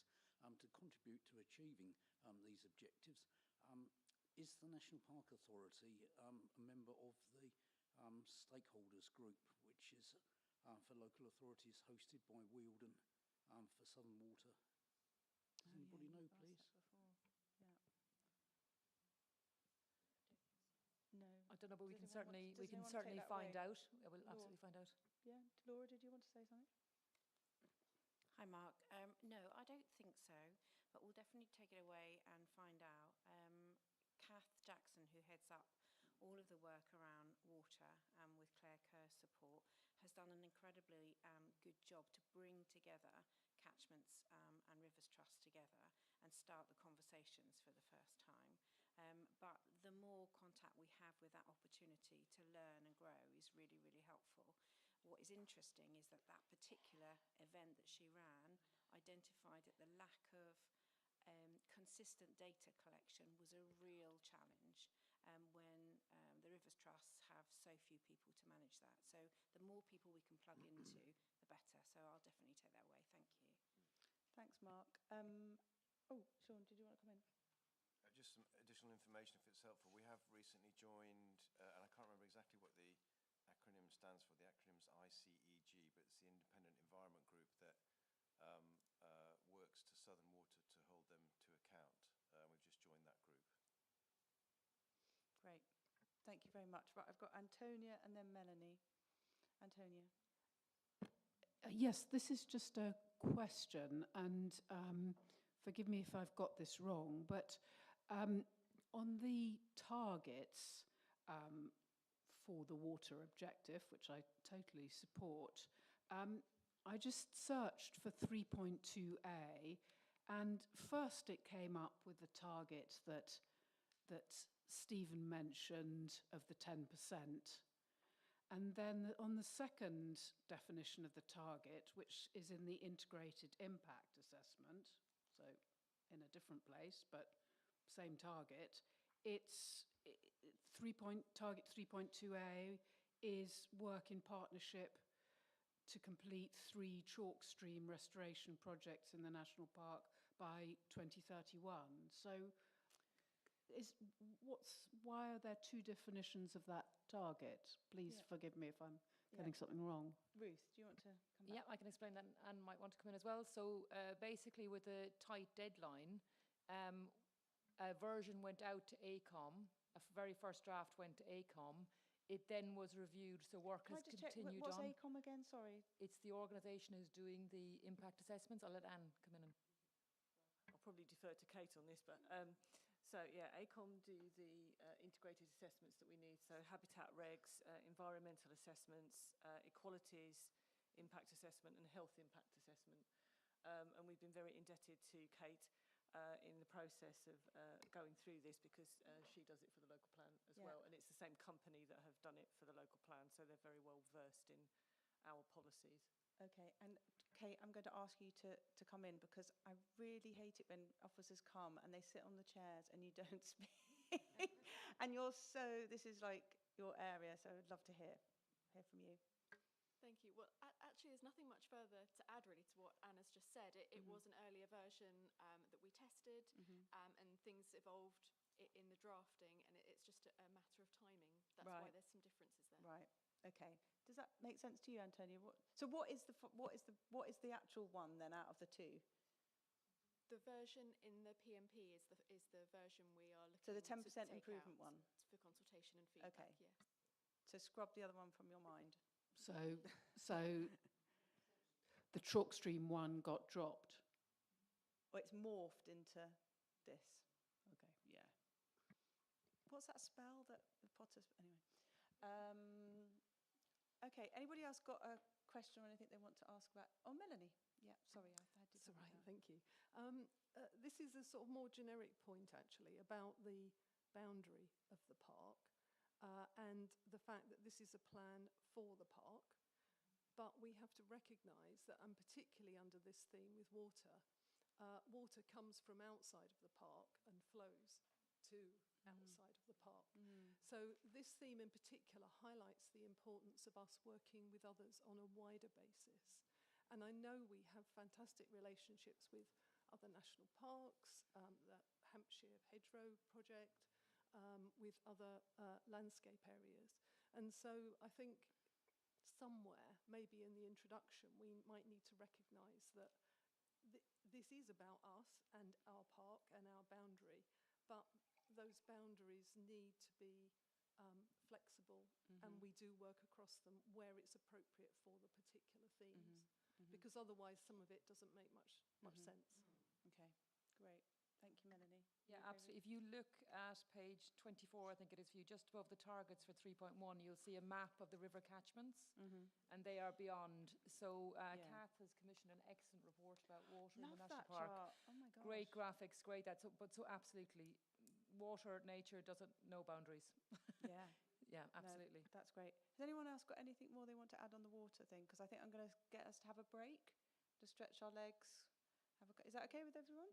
Yeah? Okay. Can we pause the... Yeah, thank you.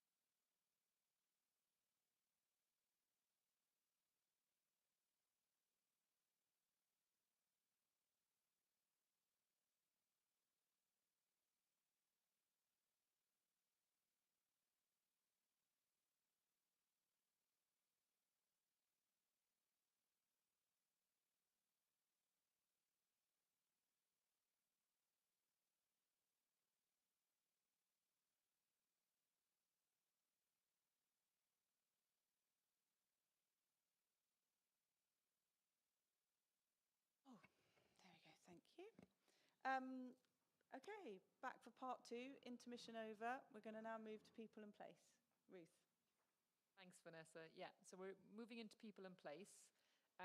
And what has been fantastic here is looking at this theme together is that they are so intertwined. It's very difficult to pull them apart. And why would we? Because the place, the landscape is central to everything we do. So under, oh, mine's not changing here for some reason. Yeah, it's fine. So under people in place, we have 4, the first being young people. But as I alluded to earlier, this was a really interesting coming together of cultural heritage, conservation, young people, taking action, looking to the future, custodians, all wrapped up very neatly. It also answers to the government's the huge figures the government have put out about the number of green skilled jobs that are going to be available. So this is about looking about how do we create those thriving, vibrant communities. We need the conservationists, the farmers, the stonemasons, the hedge layers, all of those people, and they need to be able to live and work in the national park. But a lot of young people are not seeing green careers as viable, for a number of reasons. One is that they've no idea how to get into them. If you need a degree to already start, you've ruled out a lot of people. And whether it's a viable career, and those older skills and crafts that Steve has so rightly picked out, whether there's a future in them. So we have a situation where a lot of craftspeople in the national park have nobody to take on as apprentices. So we've been running some very fantastic piece of work with the Wheels and Downland Museum, and they are about to announce an extension of that project, which is fantastic, where young people get to try their hands at these skills. So this is broken down into 2 objectives. The first is all about, in line with our purpose too, about people being able to enjoy and really engage with the national park, but also to take that a bit further and for them to be able to take action, to do something. Young people are our partners. When we say we're talking about partners, we shouldn't just be talking about organisations or authorities. Everybody has a role to play, and that's what we're trying to get across really strongly. And young people felt that, but actually, young people was the category that came across in all of the groups, including staff and members, really strongly. We've got to do something about young people. The second one is all about that pathway to green careers. It's about opening the doors, having partners, think about how they can get young people into these industries. Thanks, Ruth. And yeah, I think we should also just bear in mind that we haven't got any young people around this table. So can we all think about that? We do on the steering group, I should say. Yeah. I know. Yes. I know. Steering group, we had our youth ambassador. It's just something that's front and centre of my mind at the moment. So, yeah.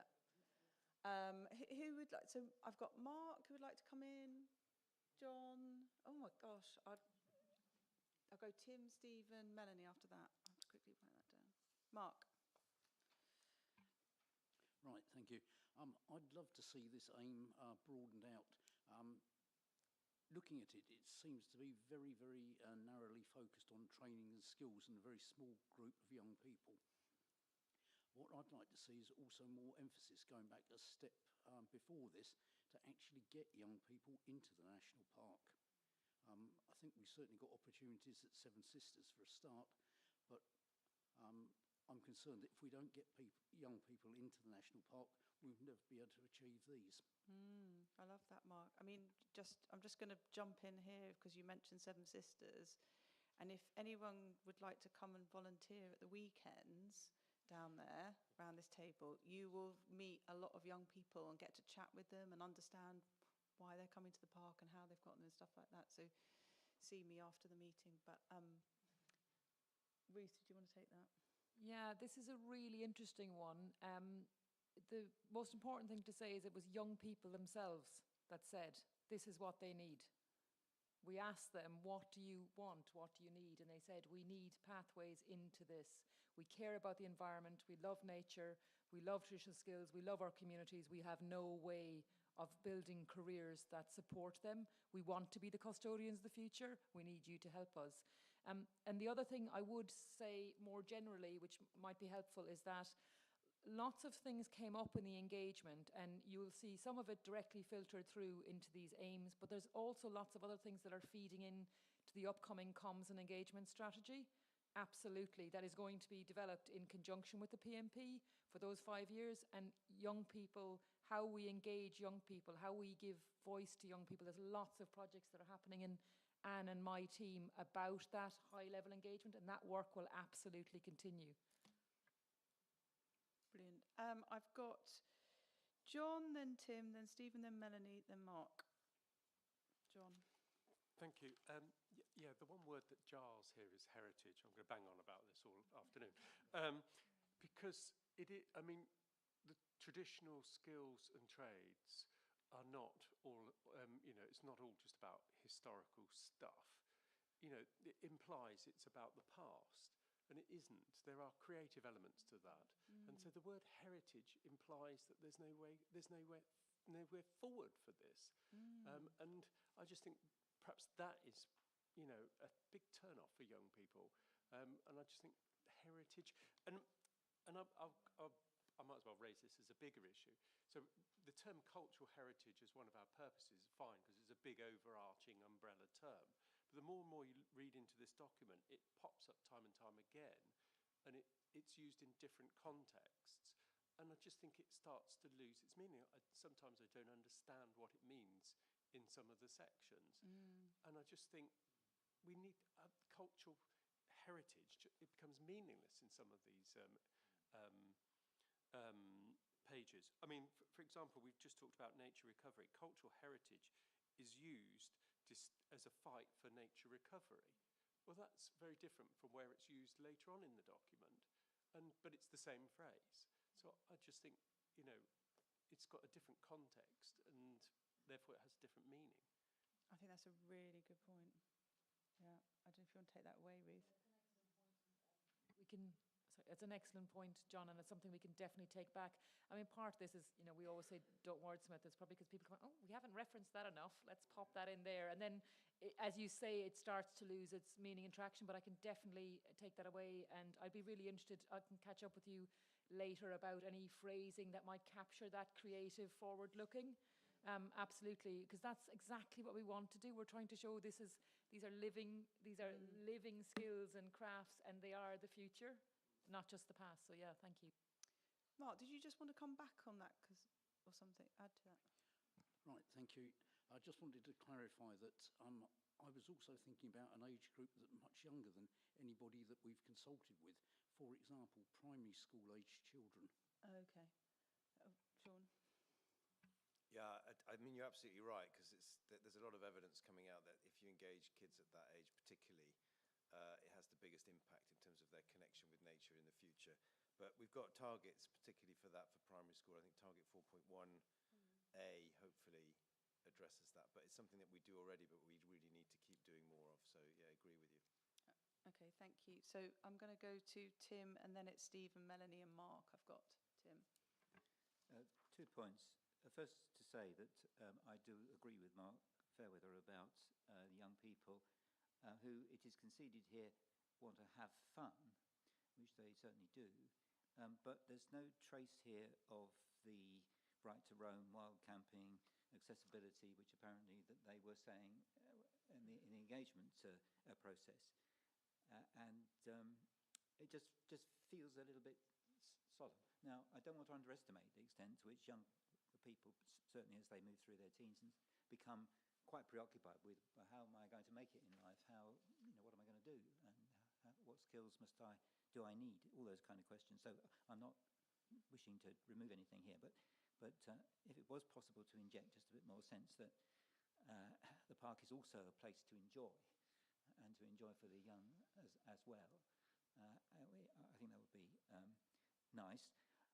My other point is that, and Sean knows that I'm sort of boring into this figure of 19 million visitors. Thank you, Sean, for providing me with the raw material. I've printed it out and studied it to the best of my ability.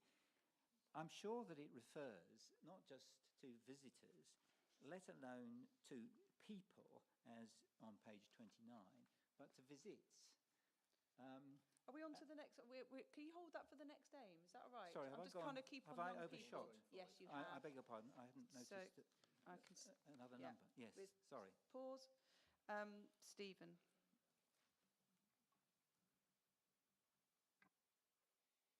Yes, I'd just like to talk a little bit about target 4.2A on page 29. Is it really challenging enough for us and our partners? 20 apprenticeships over 5 years, that's 4 a year. 10 work placements over 5 years, that's 2 a year. Is that really pushing ourselves to help? Bearing in mind, later on we say there's 8,000 businesses in the park. I know they're not all green businesses, so it just seems to me a bit light. That's all. Maybe we should push ourselves a bit harder. Okay. Laura?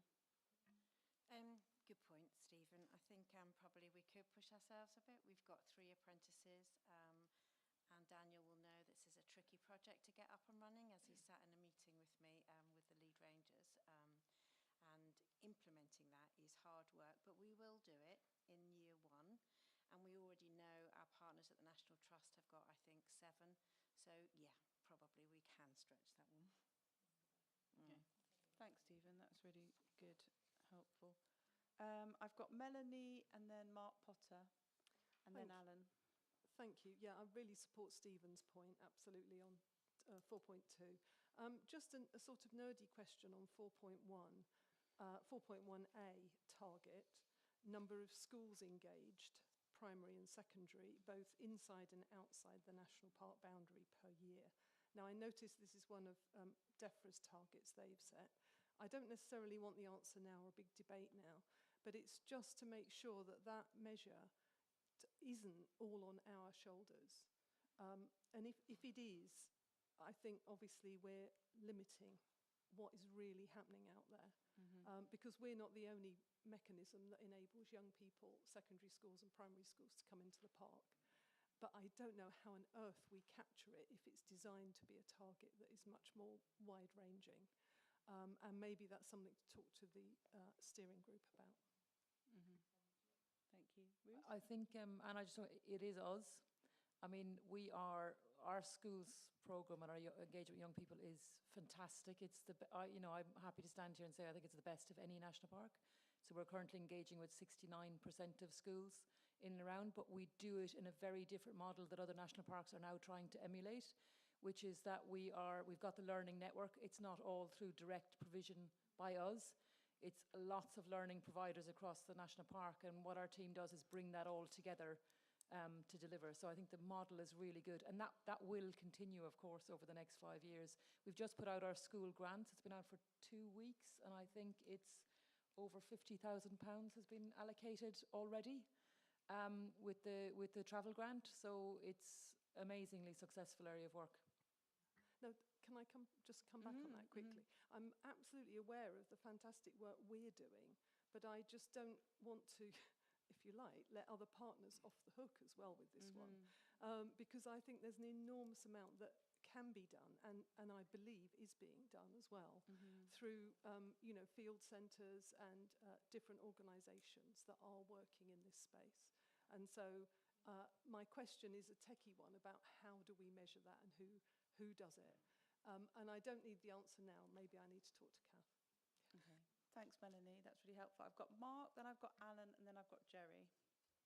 Thank you, Chair. Just wanted to support Mark's earlier points there around access and young people. It was music to my ears, and he was saying the words I was already thinking, so thank you, Mark. I want to say something about young people already in the park. You know, we're the park with the largest population, and wanting to make sure that we're speaking to the young people that are already in the park and not just those that are visiting the park. And we want to welcome everybody, but we've got a burgeoning young population. I've chosen to raise a family in the park, and as I'm sure other colleagues may have done as well. And we want them to feel that they can have an adventure here, and not just be trained for a career, I mean, it may be because of the particular age that my children are, but I want them to go out and have fun, and that's really, and I know that's referenced in there, but I feel that could be even more, it could be even stronger, because we want our kids to have fun, and then they'll learn to love nature. And then just on, Sean raised the point there about engaging with primary age children. the earlier we get them, the more they'll love nature and the more they'll want to contribute as they get older. And maybe they will want a career at some point, but actually we want them to love and respect and, you know, have fun in the park first and foremost. Some of the work that the Rivers Trust that I'm a board member for does a lot of work in primary schools, and that's really, really effective. So just sort of advocate for that work at the earliest possible stages. Yeah. Great. Thank you. Thank you, Mark. Alan and then Jerry. Thanks, Vanessa. Yeah, the concern I wanted to raise is a bit of a sort of wider point. We see on page 25 of the document that the major heading people and place is what leads into aim 4, and although it isn't actually said at the time when that section starts, we find out by the time we've got to page 43 that towards the bottom of 43 and going over to 44, that people and places, if you like, a major subheading within the document, which includes aims 4, 5, 6 and 7. What was troubling me a bit is that there doesn't seem to be much in the document at all about place, the desire and the aim of the authority, and I hope its partners, if you like, to improve, or at least not worsen, improve the quality of the places that people live in or people visit in the park. And I'm just a bit surprised that that sort of important part of that major heading, people and place, doesn't really seem to be addressed. One of the aims later on, and I don't want to get into any detail about, is about cultural heritage, but that isn't really about, you know, improving the quality of place. And it's just a bit surprising to have that major, I'm going to go to subheading. Yeah, I'm going to go to Ruth, but isn't like the whole of the partnership management plan all about the place, improving the place? I mean, that's its function, isn't it? Anyway, Ruth, you. Yeah, so I'm really happy to go back and look at the wording. It's like one of those things you do it to a deadline and you read back yourself and you think, I'd tweak that. So there's lots of places I'd tweak myself, and I can absolutely look at that to bring that across more strongly.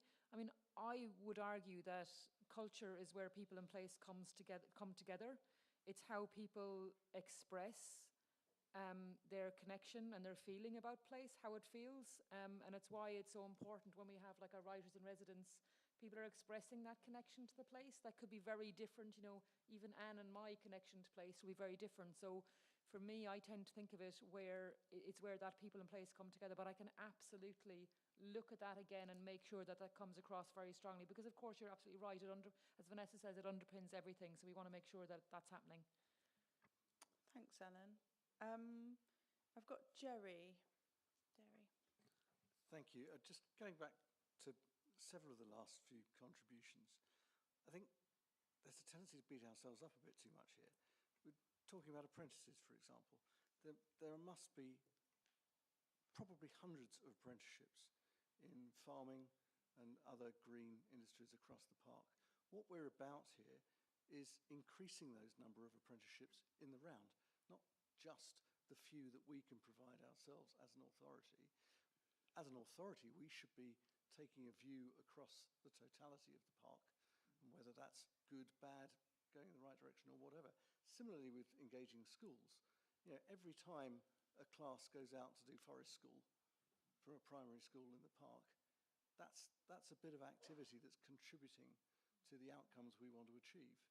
Now, you're absolutely right, it's incredibly difficult for us to get a handle on all of that around the park, but perhaps that should be our objective, to get a better understanding of what is actually going on amongst our partners. Because, as Sean rightly said, and everybody else from the outset, you know, this is about our partners delivering outcomes, not people through an office block in Midhurst delivering outcomes necessarily. So perhaps we ought to have an objective to better understand what is going on out there. I don't know how we get that, and it's not going to be easy, and we're certainly not going to do it here. But does that point sort of go home that you know, we're talking about the totality of activity in the park through the totality of our partners, not what we do ourselves. Yeah, it's not a corporate plan. Yeah, no, that's brilliant. Thank you, Jerry. Does anyone else have anything they would like to contribute to young people section? No. Okay, let's move on. Ruth, thanks. Right? The second one is all about welcome and access. So this came across really strongly, that improved access doesn't necessarily mean improved welcome. And I think that's really important. And it's not just, we need to move away from this idea of thinking that it's just about visitors from minorities or who may not be from the UK. Welcome cannot be felt by lots of different groups for lots of different reasons. It was really interesting, for example, that dogs came up universally, and I'm delighted to see that in a way, because we know it's a big issue and we do a lot of work on it, and it's going to be in the Comms and Engagement Plan. But it was really interesting that it affected people differently. So people who were not used to having dogs in their home felt intimidated by dogs running loose. So if you have dogs in your family, you're quite used to it, but they felt they couldn't walk somewhere because they were afraid a dog would run up to them. So it's not just about, it's not from our perspective, we really need to think about that. So what we tried to capture here is improving the accessibility of the national park in terms of connecting people. So that's connecting from the urban fringe in, people's individual connection.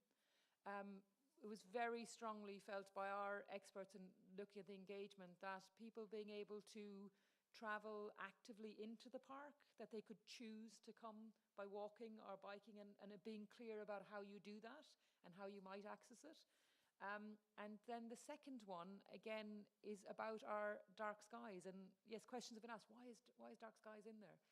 Because that's how a lot of people who have no interest in nature, no interest in climate, couldn't tell you this is a national park, but they're coming because of our dark skies. So we're sitting around tables wondering how we're going to get these people, and they're already here going, we're over here, we really like the dark skies. And dark skies is so, I like to think it's an entry drug to nature. They come in and they're interested about the stars, and next thing they're going on a walk with a bat detector trying to find bats, and suddenly they're really interested. They didn't know that there was wildlife that's out at nighttime that you could do. And we're sharing clips about nightjars during. So it's a really key way, an exciting way. Mark, you referenced there about people having fun, being excited. And if you've ever come to any of our Dark Skies events, I love doing them. They're the only event we do where there are no negative comments at all from anybody. And that is absolutely unique. Even about planning. They come up and compliment us about planning and our dark skies. I know, every time I hear the word planning, you're always girding yourself for something that's going to come, and they say, excellent policy. It's fantastic to see that you've got a dark skies policy, that you're actually trying to do something. So those are the two there. We started off with 5 objectives under this area. This is not easy, but we kept coming back to the fact that what we're trying to do is create a place for people to hook their work, their strategies, what they're trying to deliver, and that's for the local authorities. We also felt this is an area that's going to be hugely impacted by devolution, how public transport, highways, how all of that is dealt. So we have to keep it at a high enough level. I think that's a really good point, that you had, how many did you say originally? 5 or something? 7? You had 5. This was a really, really difficult one. And this is something that came out of the heritage insider thing and all that kind of work before we started doing this plan, is that we've got to have less objectives. It was just, there's just too many in the last plan. So you have got to hone it down. So it might not have your particular one, but for us to make the biggest impact, I think if that's where you found, and I would 100% agree with your Dark Night Skies thing. Yeah. Our corporate plan is a separate document. We need to realise that. Right, so we were having a really interesting discussion yesterday at our National Parks for All working group, which is about extra capital money that's come in through Access, and we're looking at all kinds of fantastic projects around signage into the National Park from the boundary. There's loads of stuff going on. Just because it's not listed doesn't mean it's not happening in those. Right, I've got Stephen Whale, and then there was John, and then Tim. And then Andrew, thank you.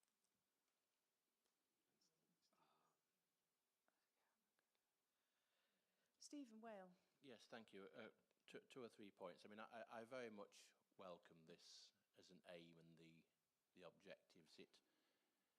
It sort of reflects something I've learned about myself since my appointment. I mean, I'm steeped in the countryside. I never feel unwelcome. I never feel unsafe. I know how to find my way around. I know what to wear from birth. But I've learnt that lots and lots of people don't feel like me.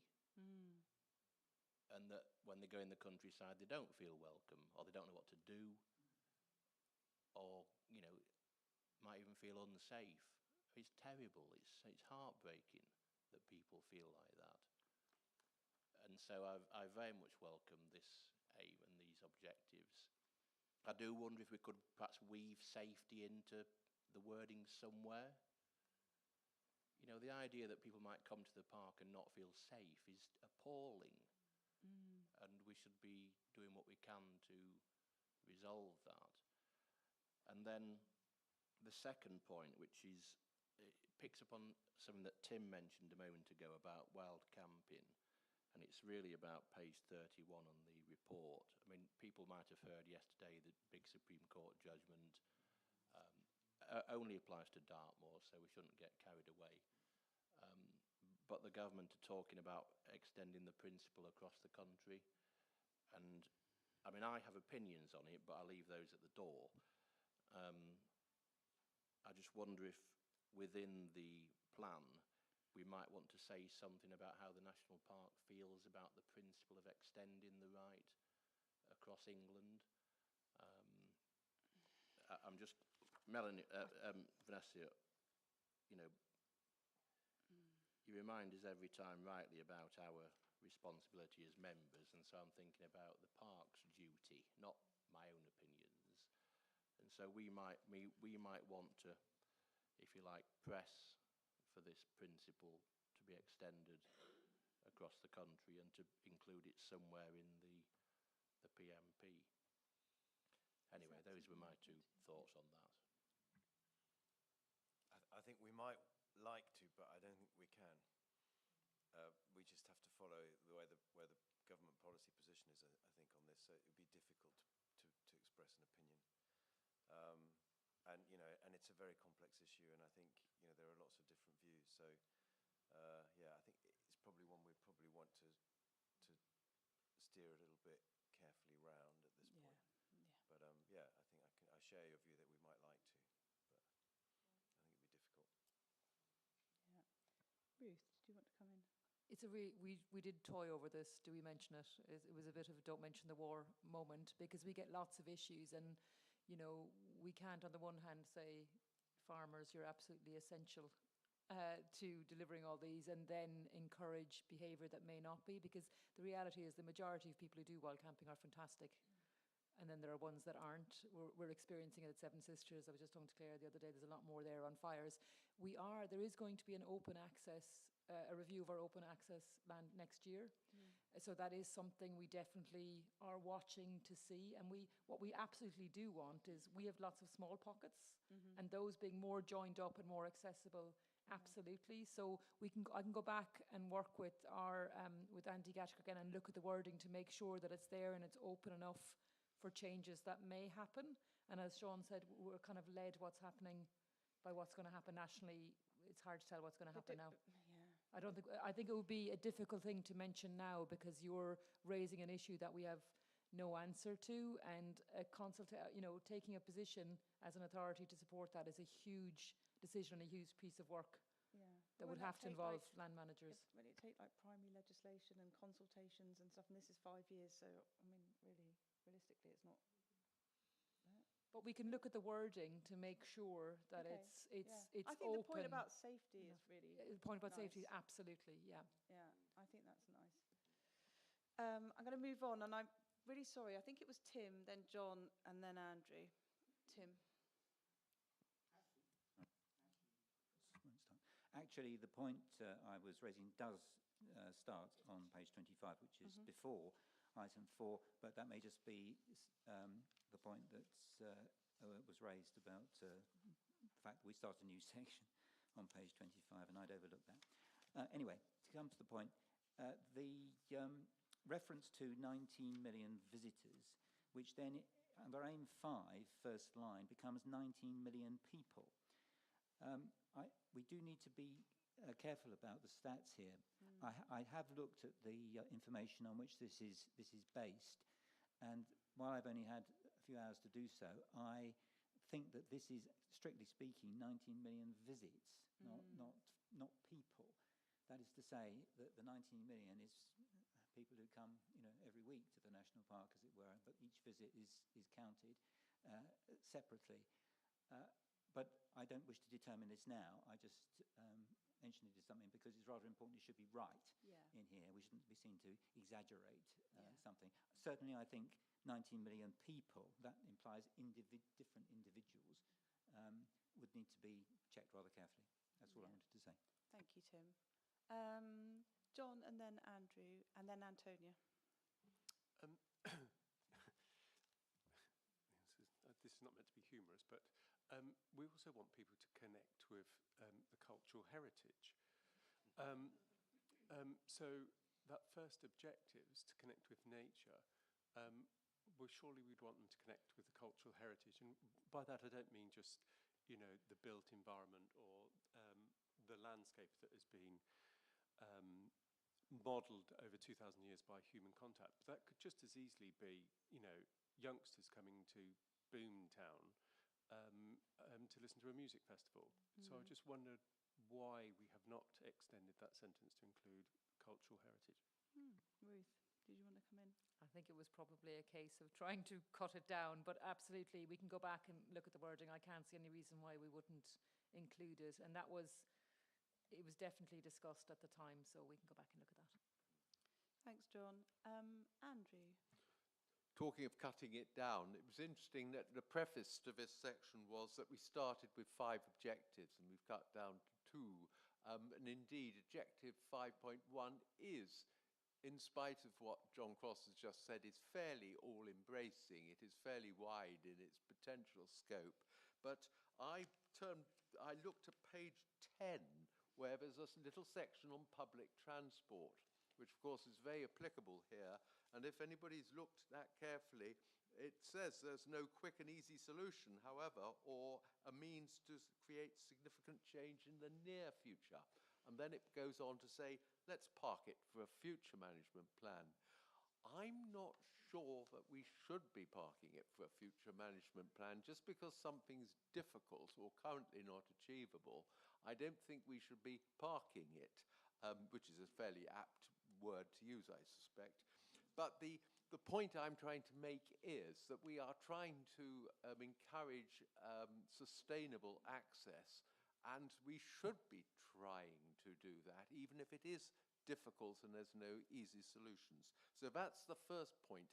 Whether that should be covered, I suggest it should, especially with my local access forum hat on. And I believe the local access forum representative on the group who's been doing this has raised this issue. I also believe he's raised the issue, which is a little bit more specific, which is to do with the fact that a previous draft did mention the ancillary issues, which are of great use to some people, which are to do with the number of accessible toilets and rest stops in the national park, which some visitors are more inclined to want to have to use than others. And likewise, disabled access spaces, where people can park, they just can't park anywhere. Now, I realize it's difficult to fit this in, but it shouldn't be overlooked, or at least not considered today. Thank you, Andrew. Laura, you wanted to come in here. Hi, Andrew. Thank you very much.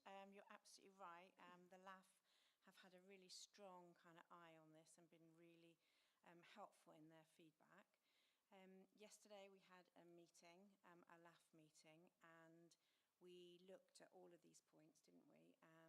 And we agreed that we would have a conversation with Andy Gattaker, Strat Lead, around access, and he and I are going to have a conversation around being more specific about not parking something, as you suggest, but actually thinking about how we might describe what we do. And Doug, who was the chair of the LAF, was comfortable with that.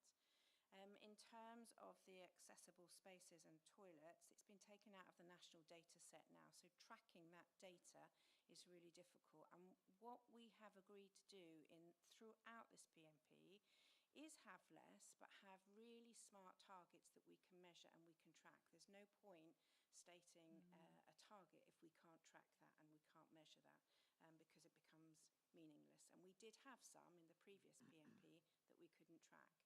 So I hope that is reassuring. Sean, did you want to come in too? Yeah, I just want to reassure that disabled parking spaces and accessible toilets and so on, just because they're not in the data set doesn't mean they are any less important in terms of what we do. So we'll continue working on those, but we're really keen to make sure that what we set targets for, we can measure. And if we can't get the data for it, it makes it very difficult. Yeah, I think that's so important. I've got Antonia and then Vicky. Or Andrew, did you want to just quickly come back?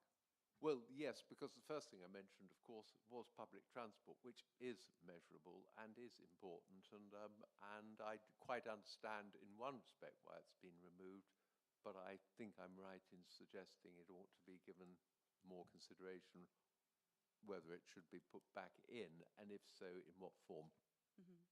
Laura?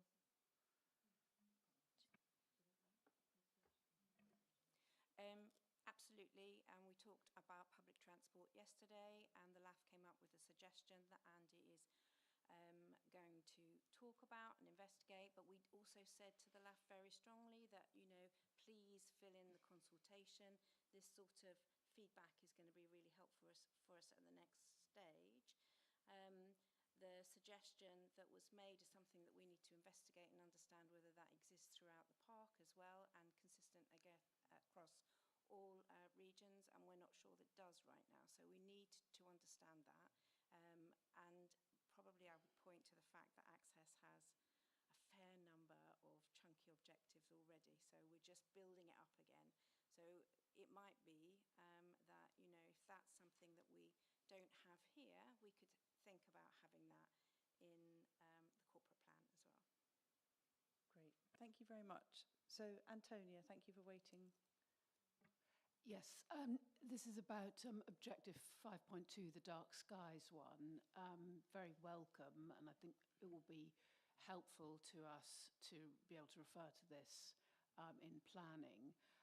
But my question is about target 5.2b, which is to work in partnership to reach 1 million people through online and 10,000 people through in-person dark night skies engagement activities by 2031. What are the current levels of these indicators? Because that would help us to assess whether these are appropriately ambitious. Thank you. Ruth? Yep, so these two areas are chosen because they are two of the requirements around our international dark skies status. When you get it, you have to do light monitoring and you have to report back on that, and you also have to do engagement. The figures that are there, sorry, there we go. Yeah, so we have reached those figures that in a bumper year, in a really successful year, we will hit those targets. So they are stretching, but achievable, absolutely. I hope we will be able to smash those. But it is a realistic stretching target over the 5 years, absolutely. Brilliant, and especially next year, it's the 10th anniversary? Yes, so before this meeting was why I was a little bit late. We were having a very exciting meeting about our 10th anniversary and of being an International Dark Skies Reserve, and how we actually, I'm very keen that we could pull together with the other protected landscapes in the southeast and do something really big next year. So we have plans and ideas. Yeah. That's great to hear. Thank you so much. Vicky? Yeah, thanks, Chair.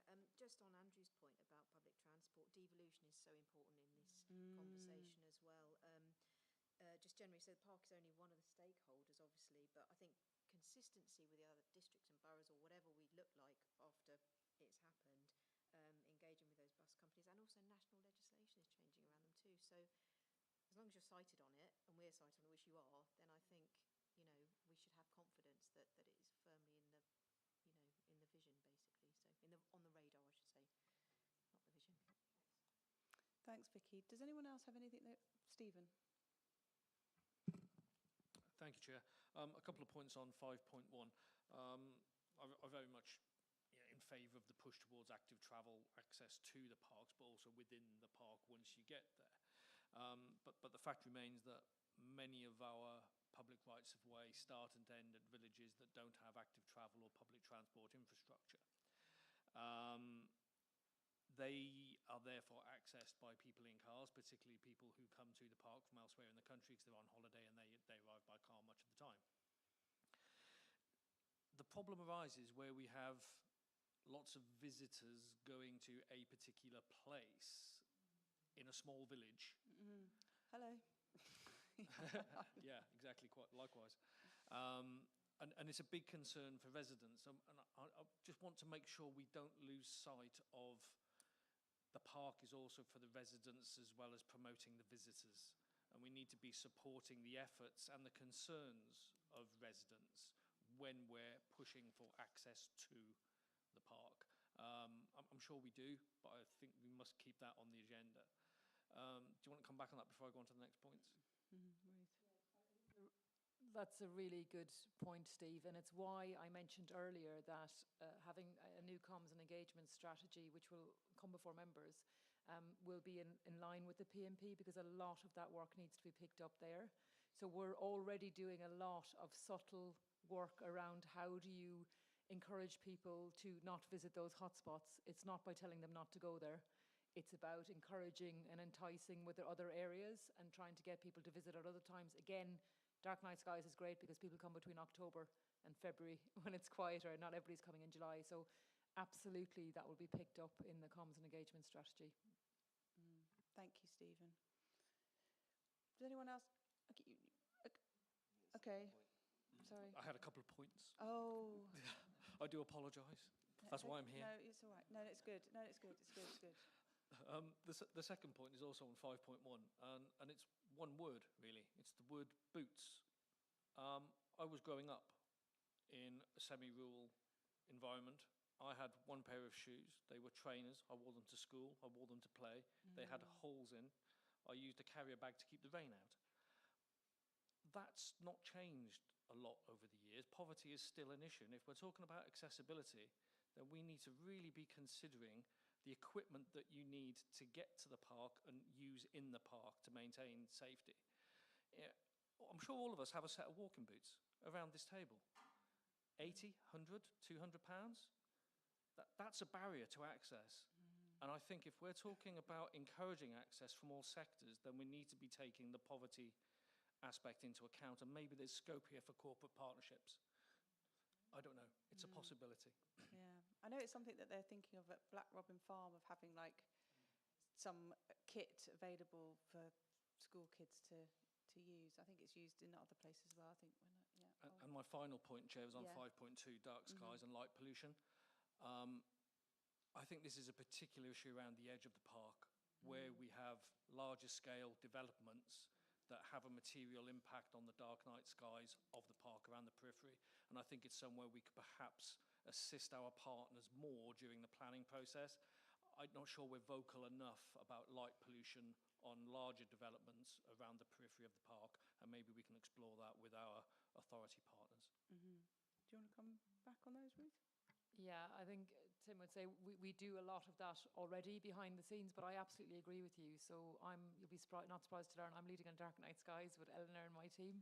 And one of the things we're going to be looking at is when Sean and James, director, and Vanessa are going to be going out talking to key partners about devolution. They're going to have a lovely briefing about dark skies and what we want and what we need, because the highways authorities are absolutely vital to dark skies. It's not just new development. We would not have gotten our International Dark Skies Reserve status if the highways authorities across the national park had not put in place the street lighting that would allow the lumens to be below a certain level. So we really need to acknowledge that they helped in the same way that farmers are vital to a lot of it.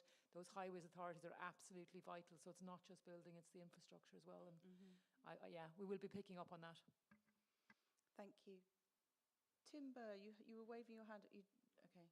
All right. Okay. So we've got 2 more aims to get through. It's 1:45, and my blood sugar level is going low. So let's go. I'll talk Irish speed if that'll help.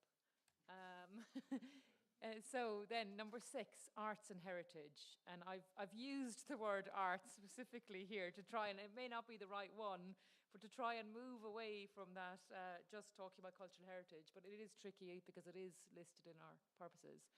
So really strong feeling here is that it's not just about conserving it, but it needs to be understood and valued and created. Heritage isn't, you know, John, you've made the point very eloquently, it's not about the past. It's about the past and how we learn about the past and how that helps us to understand the future in lots of different areas, like our response to climate, our response to nature recovery. So it's very much about not just conservation, but how we support groups to create culture. And that feeds into that idea of the stories old and new, or old stories told in new ways. So the first one is all about looking after the heritage that we have and telling its diverse stories.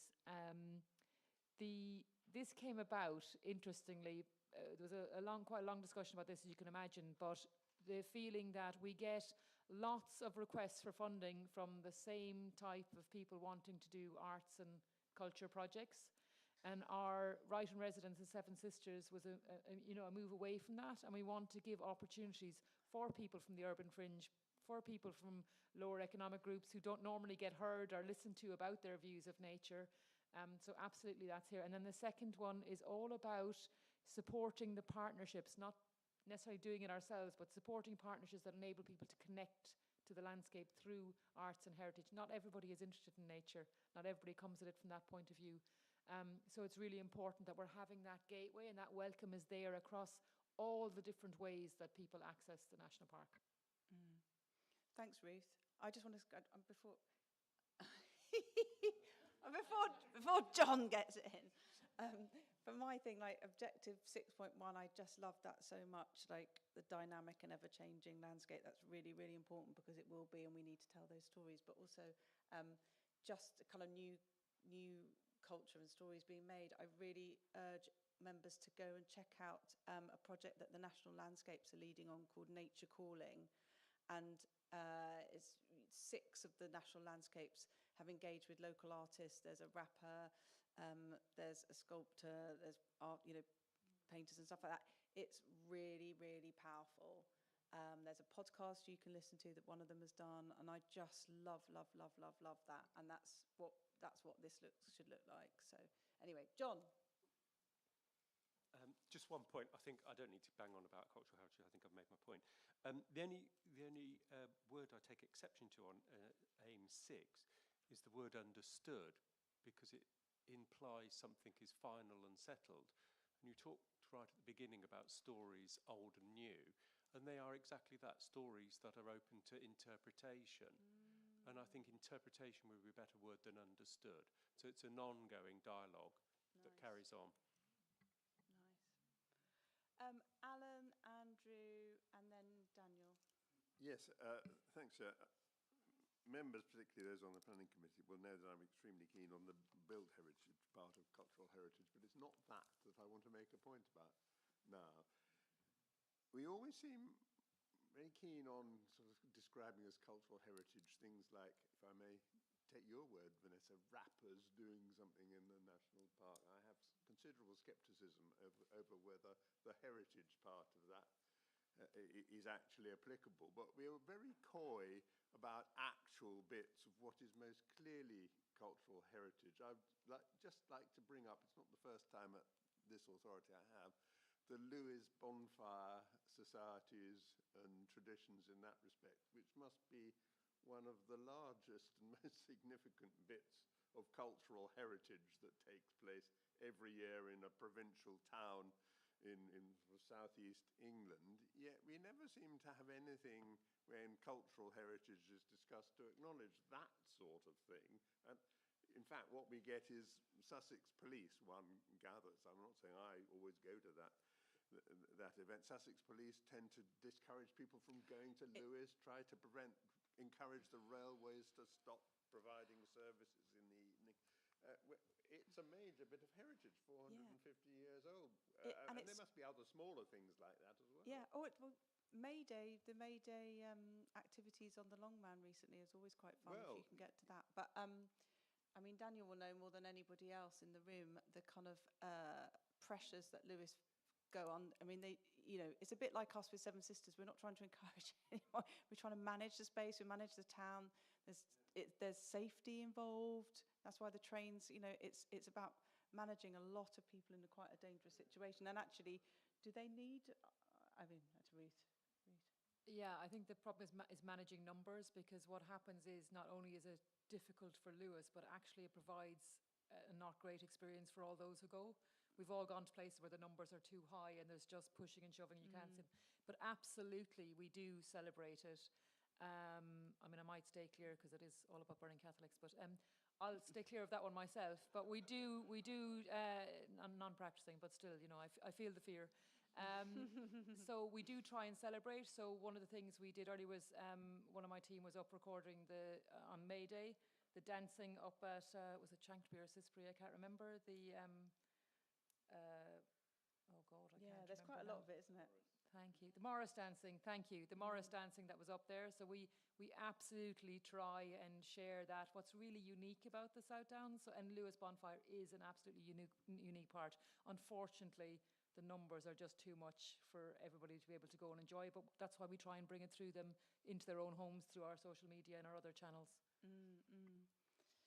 Thank you. I'm going to go to Andrew, and then I've got Daniel, and then I've got Tim. Thank you. Yeah. My query is top of page 37281, the targets. The way they're written, I wondered if they're measurable, because it just says decrease the number. I don't disagree with the aspiration, but I'm wondering if there should be some more information in there. In 6.1a, which is decrease the number, 6.1c is to have increased the number, and whether or not there is a start point, a finish point, or a percentage or a number. And indeed, 1b, 115 scheduled monuments to have been enhanced, have enhanced records by 2031. How many do we currently have? In other words, what is the aspiration? What is the target? Yeah, so just to come back on that briefly, with the PLTOF measures, I guess one should call them really, they don't always necessarily set a target. They just require that we report on the numbers. And as this one says, it's a decreasing trajectory that they want to see. And that's something that we will pick up and measure as part of our ongoing reporting. And similarly, with the number of heritage assets covered by agri-environment schemes, I mean, I think we do have baseline data, so we know what we're building from. So we can kind of measure this. And I would like to reassure members for all of the measures that are in here, the reason they're in is because we can measure them. We wouldn't have put them in if we didn't have robust data sets and methodologies to measure these. Do you want to come back, Andrew? Yes, really, if we can measure them, then the figures are available. And just because the PLTOF figures want it done in that way, can't we go one further? A little bit further? I mean, we can certainly go back and look at whether it's sensible to set a target for that, but I think we might struggle. But yeah, by all means, we can have a look. Okay, thank you. Daniel, and then Tim. Thank you, Chair. My point relates to the word landscaping of 6.2, and it takes me back to a conversation I had recently with the until recent Mayor of Lewis about whether the word landscape included the word townscape or not. And in this case in particular, if you're talking about cultural heritage, there is clearly there's quite a lot of aspect. I mean, Lewis particularly, but also Petersfield, I guess, and other towns. There is it feeds into this. And does the word landscape exclude townscapes, or is it inclusive? I'm going to ask. Can I ask Tim to come in, because I know this is one of your things, Tim.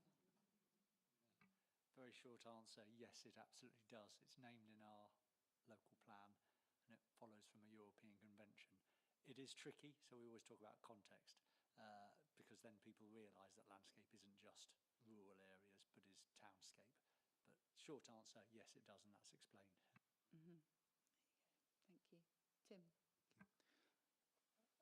I was just going to follow on John Cross's point and offer him a solution, which is to take out understood and substitute interpreted.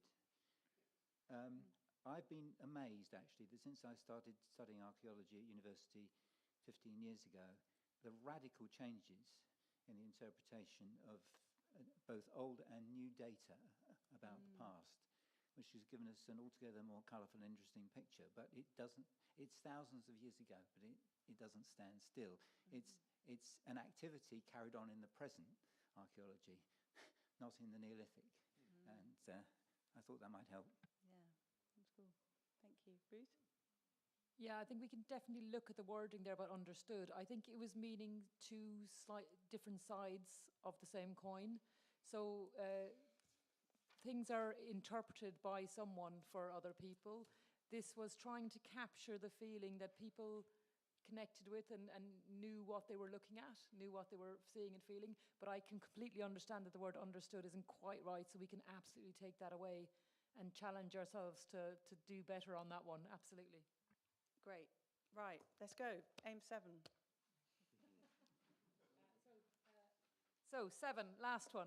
This is all about, it's bringing together a number of different things, and it's perhaps the one most, I think, Kate, where the work that the local plan team have put in have really added real value to this aim. Because we looked at this and thought, okay, should it be something that's just a cross-cutting theme, or does it need to be an aim in itself? And after long debate, we thought it actually does need to be.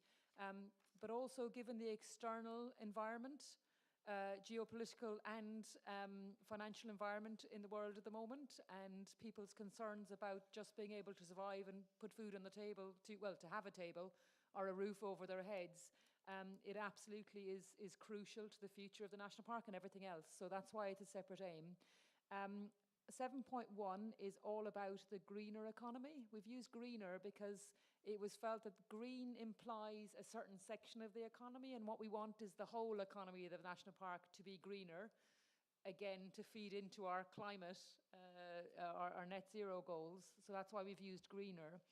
But also the idea that visitor experiences, every visitor experience leaves a positive note. So it goes back to discussions we've just had about Lewis Bonfire and communities being absolutely overwhelmed, that we want each visit to be net positive, so leave a positive rather than a negative on the communities, because this is a place that people live, it's not a theme park, and we want to really get that across. And the second one is all about, we originally started out with affordable housing, and actually it was planning colleagues who brought in that actually they need to be accessible and low carbon. We've got an aging population, properties need to be more accessible, but also we need to fit in that low carbon. So it's just one of those areas where that really came together, and it reflects what's in the local plan. Love that. Has anyone got anything that they want to ask about Stephen? Not ask, but say. Say it. Figure 10, page 39, the graphic. It says 23% of residents are managers, directors and senior officials, to which I say, so what? It's a little thing that jars. I don't find it particularly welcoming to the 77% of people and residents who are not in the categories. And we are aiming to be welcoming, so I don't really see the point of that. Maybe there is a point that I'm missing, but point out the elite, I don't see it. No, I appreciate that. It's very supportive. Andrew and then Daniel. In fact, it was figure 10 I was going to come in on, and that is that maybe that figure needs a thorough reassessment in any case, because the wording of the issue above is only 5% of visitor economy in the national park is accommodation enterprise. Doesn't make good verbal sense. And then it says below, 43% of residents commute outside the park to work. We have reverse commuting, which will have just as much of an impact on the park and possibly impact on the issues which we're talking about. So is there not an alternate, the other statistic potentially required if one's going to have one? Does one need the other? Because reverse commuting in the southeast of England has long been an issue and has long been identified as taking place. Thanks, Andrew. Ruth? So this is a pre-existing graphic and was created to serve a specific purpose around the team as they built up our sit-downs. It's absolutely going to be under review, so I've taken note of these, and we'll feed all these comments back in and hopefully come back with improved graphics. It was just trying to not make the thing just completely, wordy, Text-based, trying to yeah. show some things graphically, but we need to wait until we've come back after the next consultation, then we can really start to work on those graphics and make them accurate. So is it almost like a holding graphic? It is. Yeah. We're using the ones that we had to Yeah. try and get across the information in a good way, but absolutely take on board that, and I'll go back to the economy team. Yeah, yeah, got it. Right, who would else like to come in here? Daniel? Yeah, I was just wondering on objective 7.1 whether that idea of getting the right balance between the growth of the economy for the benefit of people living in the park and balancing that with outstanding visitor experiences could be got across more clearly than it does at the moment. Thank you, Daniel. Yeah, yeah. No, it is a big issue when you talk to the parishes. Would anyone else like to add anything at this point? No. Okay. I think we should go to the recommendations for item 7. Yeah, we got those there. So everyone's got them in front of them, and we can take them all together. And so I'd like to see a show of hands in support of this recommendation. Great, that's everybody. Yeah, thank you so much. Thank you, everyone. I just quickly, before we go to lunch, I just want to think about like the next steps and the consultation, Anne, if you can let us know. And I know you've got some like cards outside, which are really cool. And then can you give me also the times when it's going to be coming back to members, like the P&R and NPA, when it's scheduled in? Thanks. Yes, absolutely, Chair, thank you. So in the report, there's a section which talks about specifically about next steps. Okay. So it sort of sets out when the consultation is taking place, and it sets out what's going to happen when and what's coming back when. So I think that's in paragraph, oh no, hang on, it's in... Basically, it starts on the 9th of June, doesn't it? And yeah, you've got it some starts cards on the 9th outside, of June. right? So And then that it's coming means- back to P&R committee? Yeah, so 9th Yeah. of June, we go out to consultation until the 1st of,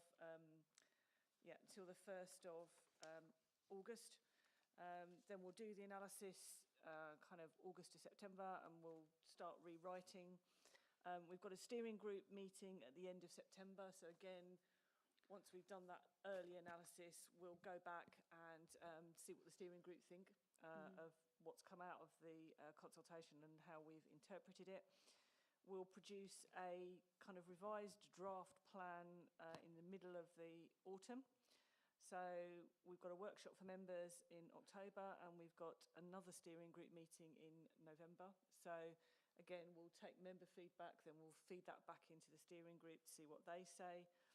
We've got the additional integrated assessments that have to happen on the revised plan, so we've got to do that as well.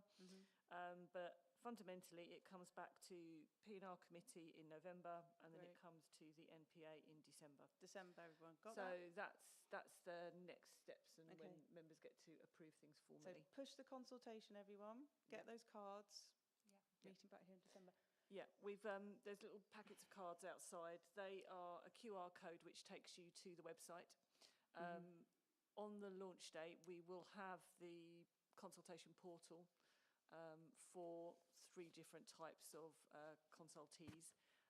But those cards just basically take you straight to the website where everything will be. So just use that. Yeah. Encourage people to use the platform as much as they can. But I do recognise that for some types of organisations, kind of putting together feedback into an online platform perhaps isn't always the most helpful way to do it. Yeah. So we're going to try and have a kind of a flexible Word version of the survey, so that if you're like a town and parish council, for example, and you need to get it to a meeting of the council to approve, you could perhaps use that rather than necessarily kind of having to look at something separate, then someone else has to put it into the portal. So use that version because it gives us a much better opportunity to do the analysis if people do that. That's really rather than helpful. just writing a big long response. Yeah, no, that is really, really helpful. Thank you for pointing that out. Now, I did forget one thing that I did want to bring up, and it is the title of the management plan. Because this has to be dynamic, it has to be moving forward. I want it a call to arms, propulsive action. It's not standing still. All that, please. Yeah, we have looked at that. We have yet to come up with something better. So we're putting it out to consultation, I think, as is, but it is something we're going to be looking at over the summer, absolutely. Okay. It's a really challenging one, actually. Yeah, but we can't it's not, I think the feeling was people liked the idea of together because it captures the partnership, but I can see what you mean about actively, we yeah. can move together So as a we group. will, any ideas? Please feed in on that. Yes, you are allowed to wordsmith that one. We give the title, but we are going to work on it. We are going to work on it over the summer for the final version. Okay. It's just we haven't come up with anything better yet. Challenge. Okay, cool. Thank you. Thanks, everyone. Finished. Meeting's finished. Thank you. Well done.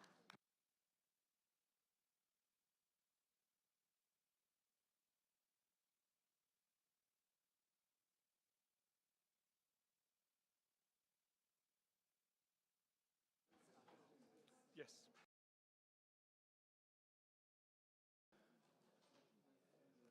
Members, if you'd like to grab your lunch,